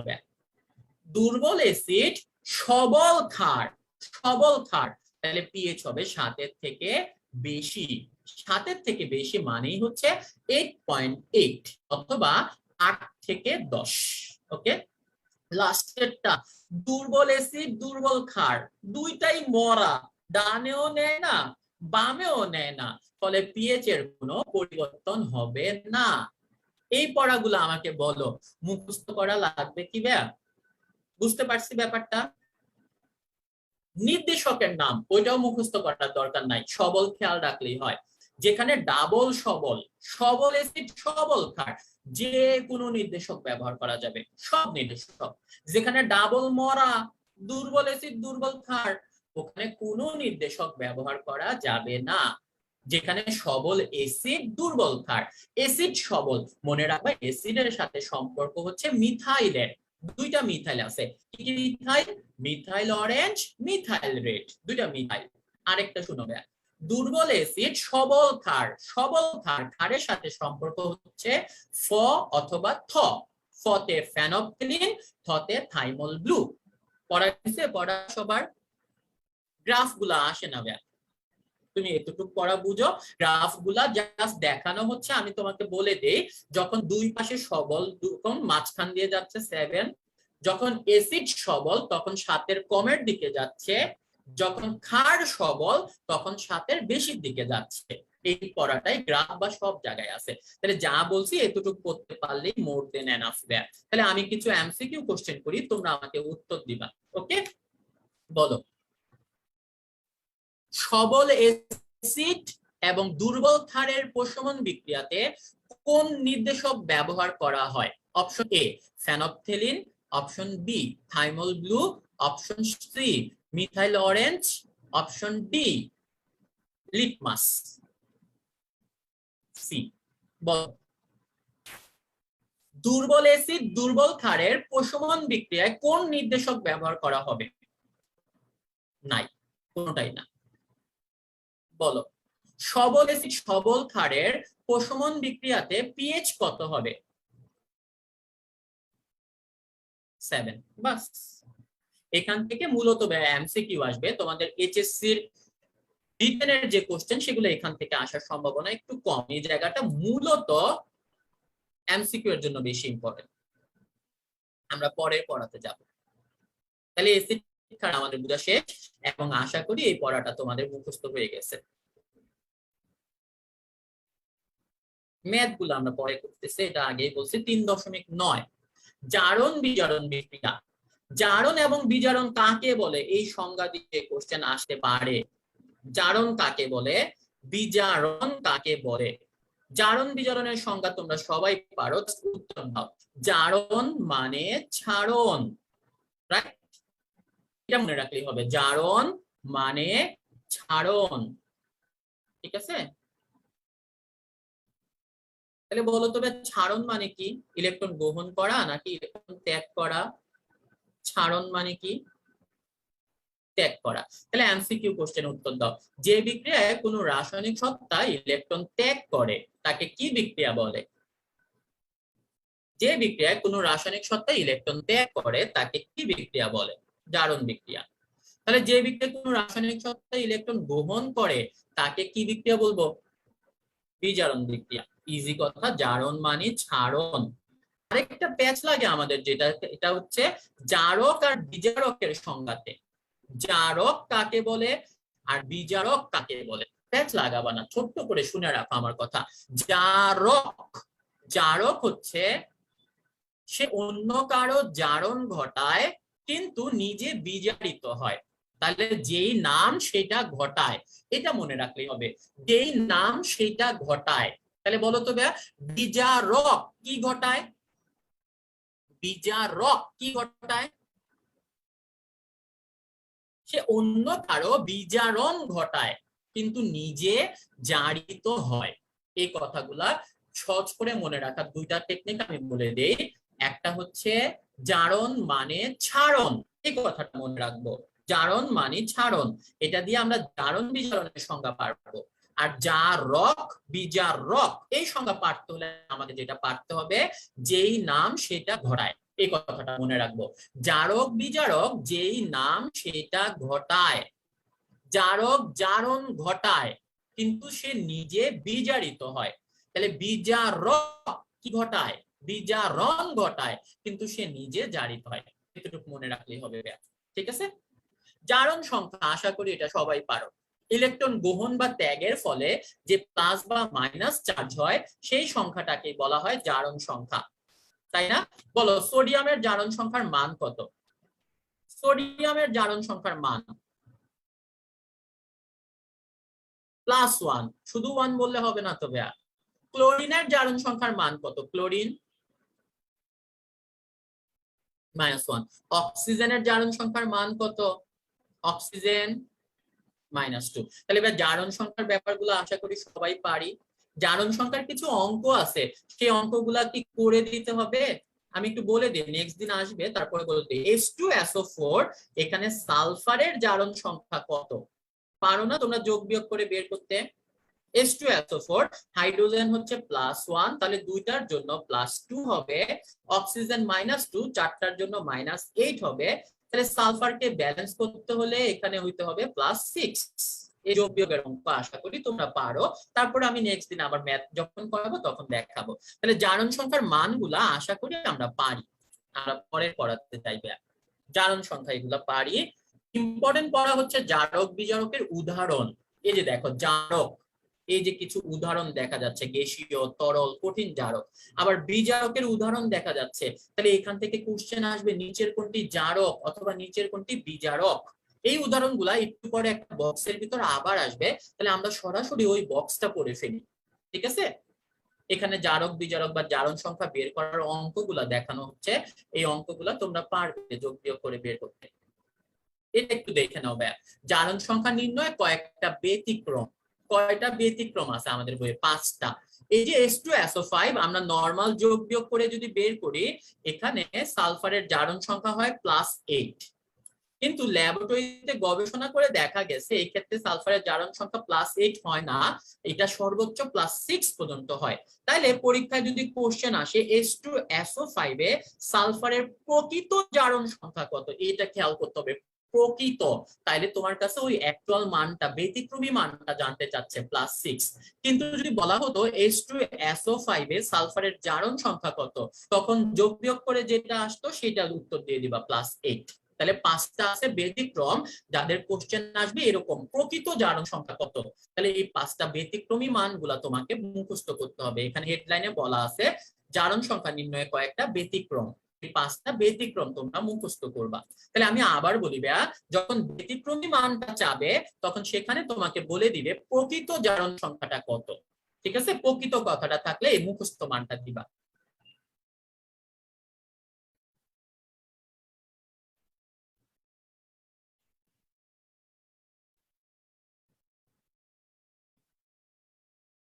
এগুলা জারণ সংখ্যা বের করার নরমাল হিসাব নিকাশ, এগুলো তোমরা পারো। এই জায়গাটা একটু খেয়াল করো। জারক এবং বিজারকের জন্য চারটা চারটা লাইন দেয়া আছে। সো এখান থেকে এমসিকিউ কোশ্চেন আসতে পারে। বিজারকের ক্ষেত্রে নিচের কোনটা সত্য বা জারকের ক্ষেত্রে নিচের কোনটা সত্য, এই জায়গাটা দেখো। প্রকৃত বললে +6 খাদিজা আক্তার। আর যদি প্রকৃত না বলে তখন যোগ বিয়োগ করে যেটা আসে +8 সেটা। প্রকৃত বললে ওই H2SO5 এ +6 উত্তর দিতে হবে। আচ্ছা, বিজারকের জন্য এখানে তোমরা চারটা লাইন দেখতে পাচ্ছ ভাইয়া। আবার জারকের জন্য চারটা লাইন দেখা যাচ্ছে। তাহলে এখান থেকে এমসিকিউ আসতে পারে বিজারকের ক্ষেত্রে নিচের কোনটি সত্য, অথবা রিটেনও আসতে পারে বিজারকের বৈশিষ্ট্য কোনটা বা জারকের বৈশিষ্ট্য কোনটা, মুখস্থ করার দরকার নাই, এটা অলরেডি পড়া হয়ে গেছে। বিজারক সে অন্য কারো বিজারণ ঘটায়, আমরা মনে রাখছি যেই নাম সেটা ঘটায়। বিজারক বিজারণ ঘটায় কিন্তু সে নিজে জারণ ঘটে। নিজের জারণ ঘটা মানে কি সে ইলেকট্রন ছাড়বে না নিজে ইলেকট্রন গ্রহণ করবে? জারণ মানে ছাড়ন, তাহলে সে ইলেকট্রন হারায়, ইলেকট্রন ত্যাগ করে। তাহলে ওই পাশে দেখো জারক কি ঘটায়, জারণ ঘটায় কিন্তু তার নিজের বিজারণ ঘটে, বিজারণ মানে ইলেকট্রন সে লাভ করে। লাস্টেরটা এখন একটু প্যাচ লাগতে পারে, লাস্টেরটা 4 নাম্বার, সেখানে ওএন বৃদ্ধি পায়, আরেক জায়গায় বলা আছে ওএন হ্রাস পায়। ওএন কি? ওএন মানে হচ্ছে অক্সিডেশন নাম্বার বা জারণ সংখ্যা। বিজারক তুমি শুধু মনে রাখবা বতে বিজারক বতে বৃদ্ধি, বিজারকের জারণ সংখ্যা বৃদ্ধি পায়, তাহলে জারকের জারণ সংখ্যা হ্রাস পায়। তাহলে বিজারকের বৈশিষ্ট্য 4টা এবং জারকের বৈশিষ্ট্য 4টা, আশা করি এগুলো আমাদের মনে থাকবে। ওকে, এবার আমরা যাব বক্সের ভিতরে। একটা বক্স আছে এখানে, সেই বক্সের ভিতরে জারক বিজারকের উদাহরণগুলো দেয়া আছে, সেটা আমি তোমাদেরকে একটু দেখাই দিবে।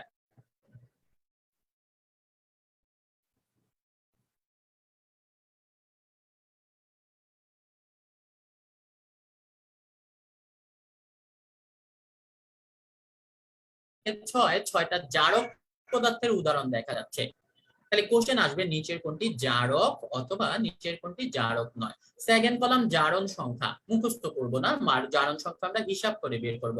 আর এই যে লাস্টের 3টা কলাম এগুলো আমাদের পড়ার দরকার নাই, এগুলো আসবে না। ফার্স্ট কলামের উদাহরণগুলো কিভাবে মনে রাখতে হয় বলতেছি, সেকেন্ড কলাম হিসাব করে বের করব। ওকে, আর পরের 3টা কলাম আমাদের পড়ার দরকার নাই।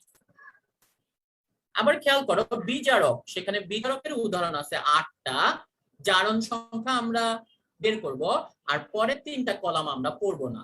তাইলে কোশ্চেন কি আসবে বেয়া? কোশ্চেন আসবে নিচের কোনটি জারক অথবা নিচের কোনটি জারক নয়, অথবা নিচের কোনটি বিজারক বিজারক নয়। উদাহরণ, এই উদাহরণগুলা আমরা কি জারক বিজারক দুইটাই মুখস্থ করব নাকি একটা মুখস্থ করলেই হবে? বলো, তুমি কি জারকের উদাহরণও মুখস্থ করতে চাও, বিজারকের উদাহরণও মুখস্থ করতে চাও, নাকি একটা? একটা করলে হবে। তাহলে আমরা মুখস্থ করব বিজারক। আমরা একটা লাইনের সাহায্যে কেমিস্ট্রি বইয়ের সবগুলা বিজারকের উদাহরণ মনে রাখতে পারবো। তাহলে সেই লাইনটা কি আমি তোমাদেরকে দেখাই দিই। এই লাইনটা, বিজারকের উদাহরণ মনে রাখার টেকনিক হচ্ছে হায় হায় কারো মনে আজ সরলতা নেই। হায় হায় কারো মনে আজ সরলতা নাই, সব কুটিল হয়ে গেছে আজকে। ঠিক আছে, এখানে বিজারকের উদাহরণ কি কি সেটা আমি তোমাদেরকে একটু দেখাই দিচ্ছি। হাই হাই, হাই হাই দিয়ে হাইড্রোজেন অথবা হাইড্রোজেনের কয়েকটা যৌগ হবে। কি কি দেখো, হাইড্রোজেন, তারপর হচ্ছে hydrogen sulphide, hydrogen bromide, hydrogen iodide, hydrogen peroxide. তাহলে এগুলা হচ্ছে বিজারক, হাই হাই দিয়ে হাইড্রোজেনের এই যৌগগুলা। ওকে, কারো, কারো দিয়ে কার্বন, কারো মিন্স কার্বন, আর কারো মনে মানে হচ্ছে কার্বন মনোক্সাইড, কারো মনে মানে কার্বন মনোক্সাইড। আজ, আজ মানে হচ্ছে আস যৌগ, আস যৌগ কাকে বলে সেটা হচ্ছে কথা। একাধিক জারণ সংখ্যা থাকলে ছোটগুলাকে বলা হয় আস, বড়গুলাকে বলা হয় ইক। মানে কি আমি আবার বুঝাই দিই, ধরো আয়রন Fe, কিন্তু আয়রনের 2টা জারণ সংখ্যা ধর্মী যৌগ আছে, একটা হচ্ছে Fe2+, আরেকটা হচ্ছে Fe3+, ঠিক না? এটা আমরা জানি। তাইলে ছোটটা যেটা Fe2+, ওটাকে বলা হয় ফেরাস, আস যৌগ, আর যেটা বড় ওটাকে বলা হয় ইক, ফেরিক যৌগ। তাহলে কোনটা জারক কোনটা বিজারক? যারা আস যৌগ তারা হচ্ছে বিজারক। তাহলে ফেরাস, কিউপ্রাস, নাইট্রাস, স্টেনাস, সালফিউরাস, দুনিয়ার যত আস যৌগ আছে সবাই বিজারক। তাহলে আমাকে বলো তো সালফিউরিক অ্যাসিড সে কি হবে? সালফিউরিক অ্যাসিড জারক না বিজারক? নাইট্রিক অ্যাসিড, নাইট্রিক, জারক। ঠিক আছে, এটা খেয়াল রাখবা। তারপরে সরলতার স দিয়ে হচ্ছে সালফার ডাইঅক্সাইড, স দিয়ে সালফার ডাইঅক্সাইড, আর নাই, না দিয়ে না, না মিন্স না। সরলতার স দিয়ে হচ্ছে সালফার ডাইঅক্সাইড, না মিন্স না। না মানে হচ্ছে সোডিয়াম, সোডিয়ামের যত যৌগ আছে সবাই বিজারক। তাহলে sodium hydroxide, sodium thiosulphate, sodium peroxide, সোডিয়ামের যত যৌগ আছে সবাই হচ্ছে বিজারক। প্লাস একটা লাইন আলাদা করে একটা উদাহরণ মনে রাখো, পটাশিয়াম আয়োডাইড, এটাও একটা বিজারক। তাহলে আমি আবার বলে দিচ্ছি বিজারকের উদাহরণগুলো কিভাবে মনে রাখা যায়। বিজারকের উদাহরণগুলো হচ্ছে হায় হায় কারো মনে আজ সরলতা নাই। হাই হাই দিয়ে হচ্ছে হাইড্রোজেনের কয়েকটা যৌগ মনে রাখবো, hydrogen, hydrogen sulphide, hydrogen bromide, hydrogen iodide, hydrogen peroxide. কারো, কার্বন, কারো মনে কার্বন মনোক্সাইড। আজ মানে হচ্ছে আস যৌগ। সরলতার স দিয়ে হচ্ছে সালফার ডাইঅক্সাইড। নাই মানে হচ্ছে নায়ের যৌগ, না মিন্স সোডিয়ামের সবগুলা যৌগই বিজারক। তাহলে উদাহরণ পারবো বেয়া? যদি কোশ্চেন আসে নিচের কোনটি জারক, উত্তর হবে এগুলা ছাড়া যারা আছে তারা জারক। একটা জায়গা খুবই ইম্পর্টেন্ট, কিছু আছে জারক বিজারক উভয় হিসেবে কাজ করে, সেটা আমি তোমাদেরকে দেখাই দিতে চাচ্ছি। নিজের কোনটা জারক বিজারক উভয় হিসেবে কাজ করে, এই কোশ্চেনটা আসে পরীক্ষায়। তাহলে জারক বিজারক উভয় হচ্ছে এক নাম্বার H2O2 এইটা, আর সালফার ডাইঅক্সাইড এটা। আরেকটা আছে নাইট্রাস অ্যাসিড HNO2, এটাও মনে রেখো। তাহলে জারক বিজারক উভয় হিসেবে কাজ করে হচ্ছে H2O2, HNO2 আর সালফার ডাইঅক্সাইড। তাহলে এই উদাহরণগুলো মনে রাখতে হবে। আমাদের ক্লাস আর খুব বেশি বাকি নাই, 15 মিনিটের মতো লাগবে। আমরা আরেকটা ইম্পর্টেন্ট পড়া এখন করে ফেলবো, জারক বিজারক পড়া আমাদের শেষ। নির্দেশক কাকে বলে, বৈশিষ্ট্য, এগুলো পড়ে নিবা। ইম্পর্টেন্ট হচ্ছে এই যে বক্স, এটা খুবই ইম্পর্টেন্ট বক্স, খেয়াল করো ভাইয়া। এই বক্সটা থেকে ভর্তি পরীক্ষায় মাস্ট কোশ্চেন আসবে, ইন্টারমিডিয়েট পরীক্ষায় অনেকগুলা কোশ্চেন আসবে। কি কোশ্চেন আসে এখান থেকে? 9টা নির্দেশকের নাম দেখা যাচ্ছে, তুমি দেখতে পাচ্ছ 9টা নির্দেশকের নাম। সেকেন্ড কলাম অম্লীয় মাধ্যমে তাদের 9টা কালার দেয়া আছে, থার্ড কলাম ক্ষারীয় মাধ্যমে কালার দেয়া আছে, এবং লাস্ট কলামে পিএইচ কত হয় চেঞ্জ সেটা আছে। তাহলে কোশ্চেন আসবে ফেনফথেলিন ক্ষারীয় মাধ্যমে কি বর্ণ দেয়, লিটমাস অম্লীয় মাধ্যমে কি বর্ণ দেয়, থাইমল ব্লু ক্ষারীয় মাধ্যমে কি বর্ণ দেয়। 9টা 18টা কালার মুখস্থ করতে হবে, সো আমার এখানে টেকনিক লাগবে। আচ্ছা, কোনগুলা জারক বিজারক উভয় হিসেবে কাজ করে আমি বলে দিছি কিন্তু তোমাকে। H2O2, সালফার ডাইঅক্সাইড আর HNO2, নাইট্রাস অ্যাসিড, এই তিনটা। ঠিক আছে। আচ্ছা, এই যে 18টা কালার, 18টা কালার মুখস্থ করার জন্য আমার টেকনিক লাগবে মাস্ট। তাহলে টেকনিক দিয়ে পড়ি আমরা। লিটমাস 6 নাম্বারটা দিয়ে আমরা পড়া শুরু করবো। লিটমাসটা তোমরা সবাই জানো, লিটমাস হচ্ছে নীলকে লাল করে বা লালকে নীল করে। এটাতে অনেকের প্যাচ লাগে। আমরা যখন লিটমাস কথাটা করব তখন মনে রাখবো অনীলা বা আনীলা, যার যেটা ভাল লাগে।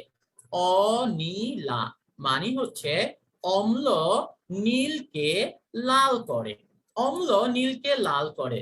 তার মানে অম্লীয় মাধ্যমে লিটমাস লাল হয়ে যায়, লাল, আর ক্ষারীয় মাধ্যমে হবে নীল। তাহলে লিটমাস কথাটা আসলে আমরা মাথায় নিয়ে আসবো অনীলা। ঠিক আছে, লিটমাস মানে অনীলা। দেন খেয়াল করো আরো বাকি থাকলো 8টা। 8টার অম্লীয় মাধ্যমে 8টা কালার, ক্ষারীয় মাধ্যমে 8টা কালার, 16টা কালারের জন্য টেকনিক বানাই। নির্দেশকের বর্ণ মনে রাখার এই যে টেকনিক, তুমি মনে রাখবা মিথাইলের কালার হচ্ছে লালু, মিথাইলের কালার লালু। লালু মানে কি পরে বলতেছি, তুমি আগে মুখস্থ করো। মিথাইলের কালার লালু, প্লাস দেয়া আছে, প্লাস থাইমল ব্লু অম্ল, এটাও হচ্ছে লালু। তাহলে মিথাইলের কালার লালু, সাথে থাইমল ব্লু অম্ল, ওটার কালারও হচ্ছে লালু। রেড যেখানে আছে, রেড এর কালার হচ্ছে লুলা, লুলা। আর ব্লু, ব্লুর কালার হচ্ছে লুনি। মুখস্থ করো 3টা কথা, পড়া হয়ে যাবে তোমার 16টা কালার। আবার বলি, মিথাইল লালু, রেড লুলা, আর ব্লু লুনি। 3টা কালার মুখস্থ হবে। বলতো মিথাইলের কালার কি? বলো, মিথাইলের কালার লালু নাকি লুলা নাকি লুনি? লালু। রেড এর কালার কি? রেড, রেড লুলা। আর ব্লুর কালার হচ্ছে লুনি, ব্লুর কালার হচ্ছে লুনি। শুধু একটা আছে এক্সট্রা থাইমোল অম্ল, ওটার কালার হচ্ছে লুলা। এবার লালু লুলা লুনি মানে কি সেটা একটু বলে দিই। মিথাইল যেখানে আছে সেটার কালার লাল, লা দিয়ে লাল, আর লু দিয়ে লুল, লুল না সরি লুল না হলুদ। আগের গুলা অম্লীয় মাধ্যম আর পরের গুলা ক্ষারীয় মাধ্যম। তাহলে লালু লাল হলুদ, লুলা লু মিন্স হলুদ, লা মিন্স লাল, লুনি লু মিন্স হলুদ, নি মানে নীল। আমি একটু বইটা দেখাই দেই, তাইলে এবার বইটা আমাদের পড়া হয়ে যাবে। খেয়াল করো, বক্সে চলে আসি আমি। আমরা পড়ছি মিথাইল লালু, বক্স দেখতে পাচ্ছ সবাই? খেয়াল করো, 7 নম্বরে আছে মিথাইল, 8 নম্বরে আছে মিথাইল, আর লাস্টেরটা থাইমোব্লু অম্ল। এরা সবাই হচ্ছে লালু, লাল গোলাপি লাল লাল, আর লু লু মানে হলুদ হলুদ হলুদ, হলো লালু। রেড 3 নাম্বার 4 নাম্বারটা দেখো, রেড রেড আমরা পড়ছি রেড, লু লা লু মিন্স হলুদ হলুদ, লা মিন্স লাল লাল। ব্লু ওটা পড়ছি লুনি, 5 নাম্বারটা ব্রোমোথাইমল ব্লু। আরেকটা 2 নাম্বার থাইমল ব্লু খার, ব্লু হচ্ছে লুনি, লু মিন্স হলুদ হলুদ, আর নি মানে হচ্ছে নীল নীল। হলো পড়া। 6 নাম্বারটা আমরা আগেই পড়ে ফেলছিলাম, 1 নাম্বারটা কিন্তু ব্যতিক্রম, 1 নাম্বারটা আলাদা করে মনে রাখতে হবে। ফেনফথেলিন অম্লীয়তে বর্ণহীন আর ক্ষারীয়তে লালচে বেগুনি, এটা ব্যতিক্রম, আলাদা করে মনে রাখো, ওই লালুলুলাতে এটা পড়ে না। ফেনফথেলিন অম্লীয়তে বর্ণহীন, ক্ষারীয়তে লালচে বেগুনি। তাহলে পড়াটা কি কিছুটা সহজ হলো না ভাইয়া? আবার বলি আমি, লিটমাস, লিটমাসের জন্য মনে রাখবো অনিলা, অনিলা অম্ল নীলকে লাল করে, লিটমাস। দেন বাকি 3টা কথা, মিথাইল লালু, রেড লুলা, ব্লু লুনি। মিথাইল লালু তার মানে মিথাইল যেখানে থাকবে ওগুলার কালার অম্লীয় হতে হবে লাল, ক্ষারীয় হতে হবে হলুদ, লু মিন্স হলুদ। রেড যেখানে আছে রেড, ওখানে কালার হবে লুলা, লু মিন্স অম্লীয়তে হলুদ, ক্ষারীয়তে লাল। ব্লু যেখানে আছে ব্লু, ওখানে কালার হবে লুনি, লু মানে অম্লীয়তে হলুদ, ক্ষারীয়তে নীল। একটা ব্যতিক্রম এগুলার ভিতর নাই, সেটা ফেনফথেলিন, আলাদা মুখস্থ করব। অম্লীয়তে বর্ণহীন, ক্ষারীয়তে লালচে বেগুনি। তাহলে উত্তর দাও, আমি বই সরাই দেই, পেজগুলো সরাই দেই, তোমরা আমাকে উত্তর দাও, বলো। মিথাইল অরেঞ্জ ক্ষারীয় মাধ্যমে কি বর্ণ দিবে? মিথাইল অরেঞ্জ ক্ষারীয় মাধ্যমে কি বর্ণ দিবে? ক্ষারীয়, ইয়েস হলুদ, বলো। ফেনল রেড ক্ষারীয় মাধ্যমে কি বর্ণ দিবে? ফেনল রেড, বলো। ব্রোমোথাইমল ব্লু ক্ষারীয় মাধ্যমে কি বর্ণ দিবে? নীল, ইয়েস। তাহলে সবগুলা কালার পারা যাচ্ছে তো ভাইয়া নাকি? সবগুলা। এই বক্স আলাদা করে মুখস্থ করতে গেলে মাথা নষ্ট হয়ে যায় তো, বাট এই যে টেকনিক, টেকনিক দিয়ে পড়ার পর আমরা সবগুলাই পারবো। ঠিক আছে। একটা ঝামেলা আছে, পিএইচ, পিএইচ সাধারণত আসে না, কিন্তু মেডিকেল ভর্তি পরীক্ষা 2010 সালে একবার আসছিল। যদি আসে কি করব, তুমি পুরো র্যাঙ্ক 8.2 থেকে 9.8 এত থেকে এত এভাবে পড়বা না, শুধু লাস্টের সংখ্যাটা মনে রাখো, তাইলেও হয়তো এমসিকিউ পারবা। দেখো লাস্টের সংখ্যাগুলা উপর থেকে নিচে নামলে আস্তে আস্তে ছোট হচ্ছে, তাই না? 9.8, 9.6, 8.8, 8.4, 7.6, 8, এটা একটু আগে নিয়ে যাবে 8, তারপরে 7.6, 6.3, 4.4, 2.8। তাহলে এই সংখ্যাগুলা ভাইয়া শুধু লাস্টের সংখ্যাটা মনে রাখো, ঠিক আছে? রেঞ্জ মনে রাখার দরকার নাই, লাস্টের সংখ্যাটা 3-4 বার পড়লে মুখস্থ হয়ে যাবে, এবং সেটা বড় থেকে ছোট হয়, ঠিক আছে? বড় থেকে ছোট সিরিয়াল করে এই পিএইচ এর মানগুলা মনে রাখবা, শুধু লাস্টের সংখ্যাটা, তাইলেই চলবে। তাহলে এই বক্সটা খুব ভালো মতো পড়তে হবে। এখান থেকে মেডিকেল ভর্তি পরীক্ষা লাস্ট 10 বছরের কোশ্চেন যদি আমি বলি, কমপক্ষে 7-8 বছর কোশ্চেন আসছে। একটা তোমাদের প্যাচ থাকতে পারে, সেটা আমি তোমাদেরকে দেখাই দিই। Methyl red 7 number.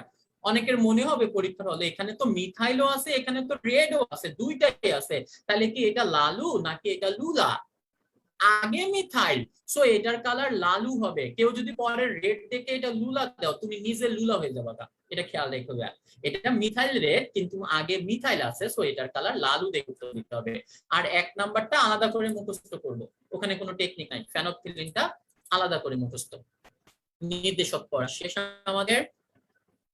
তারপরে অনেকগুলা ব্যবহারিক, এগুলো আমাদের পড়তে হবে না, এগুলা লাগবে না। হবে আয়োডোমিতির এই সংজ্ঞাটুকু একটু দেখে নি ভাই, আর বেশি কিছু লাগবে না এখান থেকে, জাস্ট সংজ্ঞা, সমীকরণ টমীকরণ লাগবে না, আমরা প্রায় অলমোস্ট শেষের দিকে চলে আসছি পড়া। 3.15 খেয়াল করো ভাইয়া, বিয়ার ল্যাম্বার্ট সূত্র। আগে সাল মুখস্থ করতে হবে। 1760 সালে দেয়া হয় ল্যাম্বার্টের সূত্র, আর 1852 সালে দেয়া হয় বিয়ারের সূত্র, এই যে দাগানো আছে। দেন তুমি খেয়াল করো, ল্যাম্বার্টের সূত্র, এখানে সূত্রটা তুলে দেয়া আছে।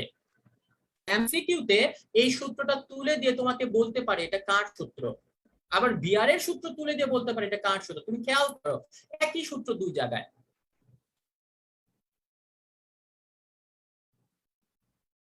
কোন স্বচ্ছ মাধ্যমের মধ্যে দিয়ে একটি নির্দিষ্ট তরঙ্গদৈর্ঘ্যে আলোক রশ্মি প্রবাহিত করলে মাধ্যমের পুরুত্বের সাথে আলোক তীব্রতার হ্রাসের হার আলোক তীব্রতার সমানুপাতিক। এটা হচ্ছে স্বচ্ছ মাধ্যমের মধ্য দিয়ে আলোক রশ্মি প্রবাহিত করলে মাধ্যমের পুরুত্বের সাথে আলোক তীব্রতা হ্রাস পাবে তীব্রতার সমানুপাতিক হারে। পরেরটা দেখো, বিয়ারের সূত্র, সেম সূত্র, জাস্ট একটাই পার্থক্য, কোন দ্রবণের মধ্য দিয়ে, দ্রবণ মানে তরলের মধ্য দিয়ে একগুণে আলোক প্রবাহিত করলে দ্রবণের ঘনমাত্রার সাথে আলোক তীব্রতার হ্রাসের হার তীব্রতার সমানুপাতিক। একই কথা ব্যয়, জাস্ট পার্থক্য হচ্ছে ল্যাম্বার্টের সূত্র স্বচ্ছ মাধ্যমের জন্য, আর বিয়ারের সূত্র শুধুমাত্র তরলের জন্য, মানে দ্রবণের জন্য। তাহলে কোনটা ল্যাম্বার্ট আর কোনটা বিয়ার সূত্র আলাদা করব কিভাবে? বিয়ার, তোমরা বিয়ার শব্দটা শুনছো না? মানুষ বিয়ার খায়, ওই যে বিয়ার খায়, তরল নাকি গ্যাসীয় বলো আমাকে? লিকুইড। বিয়ার যদি তরল হয় তাহলে তরল মাধ্যমে কার সূত্র প্রযোজ্য হবে? বিয়ারের সূত্র। তাহলে কোন দ্রবণের মধ্য দিয়ে যে সূত্র সেটা হচ্ছে বিয়ারের সূত্র, আর সব স্বচ্ছ মাধ্যমের জন্য যে সূত্র সেটা হচ্ছে ল্যাম্বার্টের সূত্র। সাল এবং সূত্র পড়বো, এইসব রাশিমালা প্রতিপাদন করো, এগুলো আমাদের লাগবে না। বিয়ার ল্যাম্বার্ট সূত্রের সীমাবদ্ধতা শুধু এক নাম্বারটা দেখে রাখবা, ঘনমাত্রা কত হলে এই সূত্রগুলো প্রযোজ্য হয়? 0.001 মোলার থেকে 0.01 মোলার। 3.16 পারমাণবিক শোষণ বর্ণালী। আমরা জানি এক একটা পরমাণুর রং, বর্ণালীর রং এক এক রকম, এগুলো তোমাদের গুণগত রসায়ন চ্যাপ্টারে পড়ানো হয়েছে।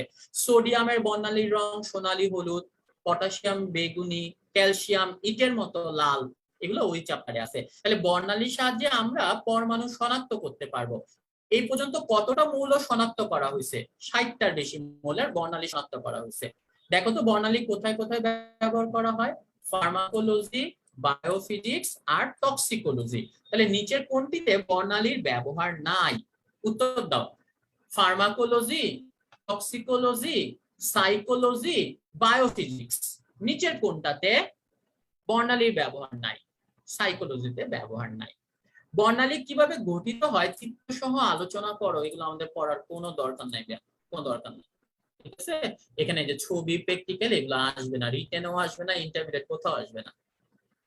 3.17 ইউভি স্পেকট্রোস্কোপ। ইউভি মানে আল্ট্রাভায়োলেট, স্পেকট্রোস্কোপ মানে বর্ণালী বীক্ষণ। তাহলে আল্ট্রাভায়োলেট রশ্মির সাথে যে বর্ণালী বীক্ষণ করা হয় সেগুলোর আলোচনা, প্র্যাকটিক্যাল কথাবার্তা এখানে লেখা আছে, পড়তে হবে না, শুধু দাগানো প্যারাটা।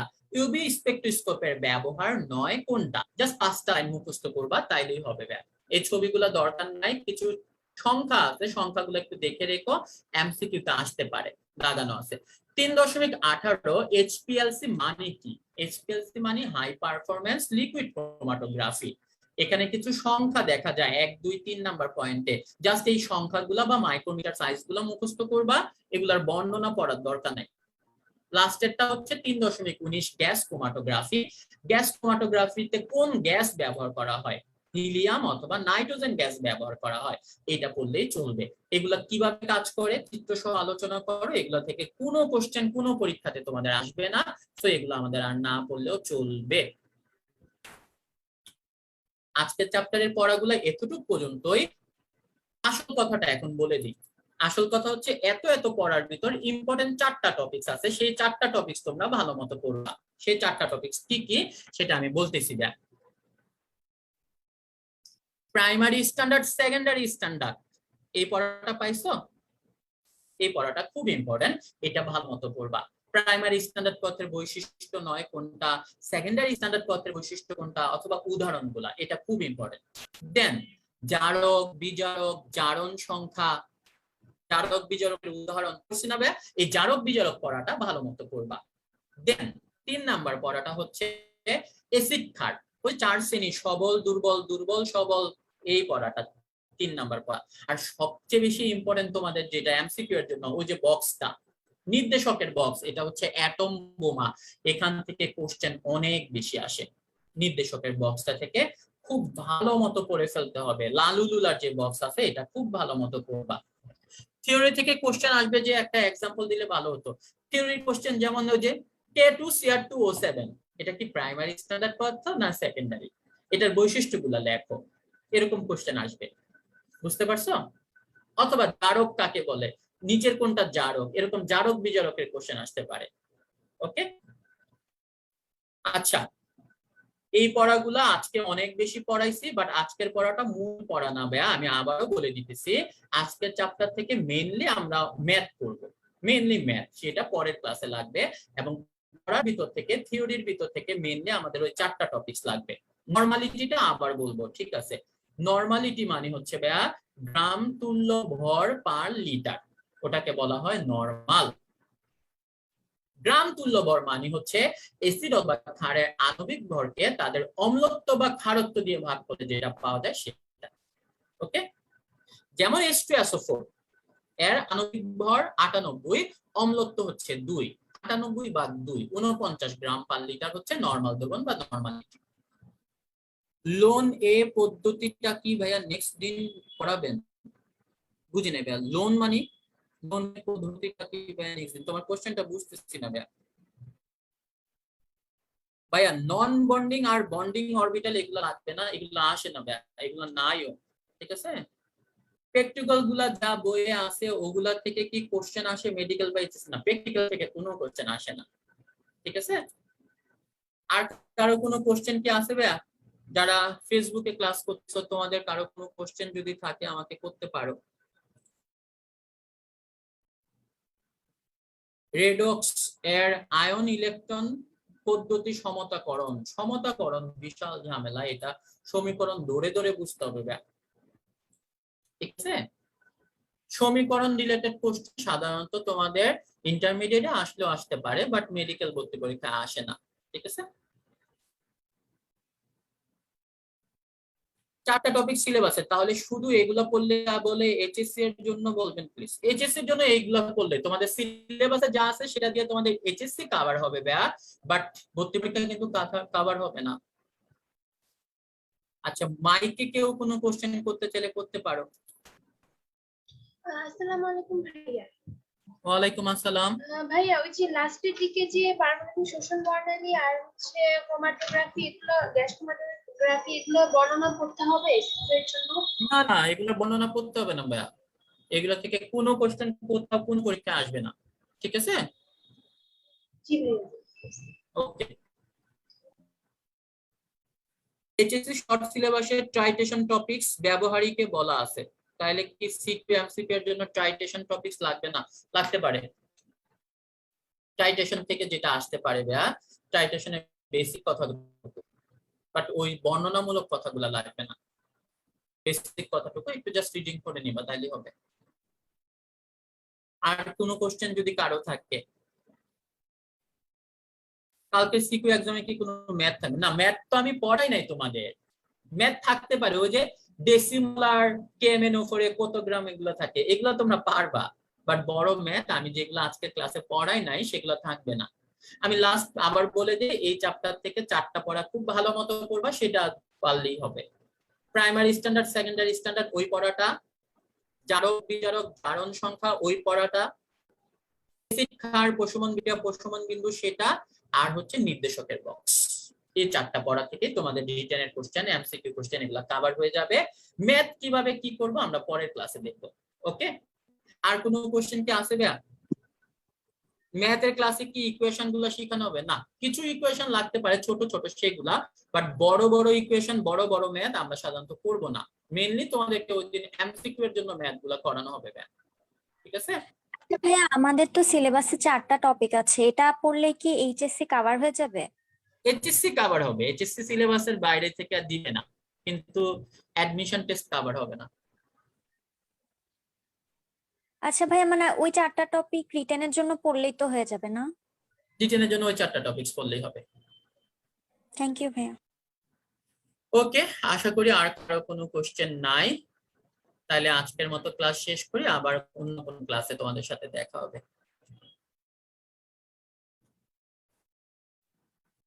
রেডক্সের আয়ন ইলেকট্রন পদ্ধতি অনেকবার তোমাদের যদি কোশ্চেন থাকে ভাইয়া, তোমাদের গ্রুপে কিছু কোশ্চেন অ্যান্সার পর্ব আছে, ওখানে কোশ্চেন করো বা ছবি তুলে কোশ্চেন দিও। আশা করি আমাদের টিচাররা বা আমরা যারা আছি আমরা ওগুলো সমাধান দিতে পারবো ভাইয়া। ঠিক আছে, আজকের মতো তাহলে শেষ করে দিলাম।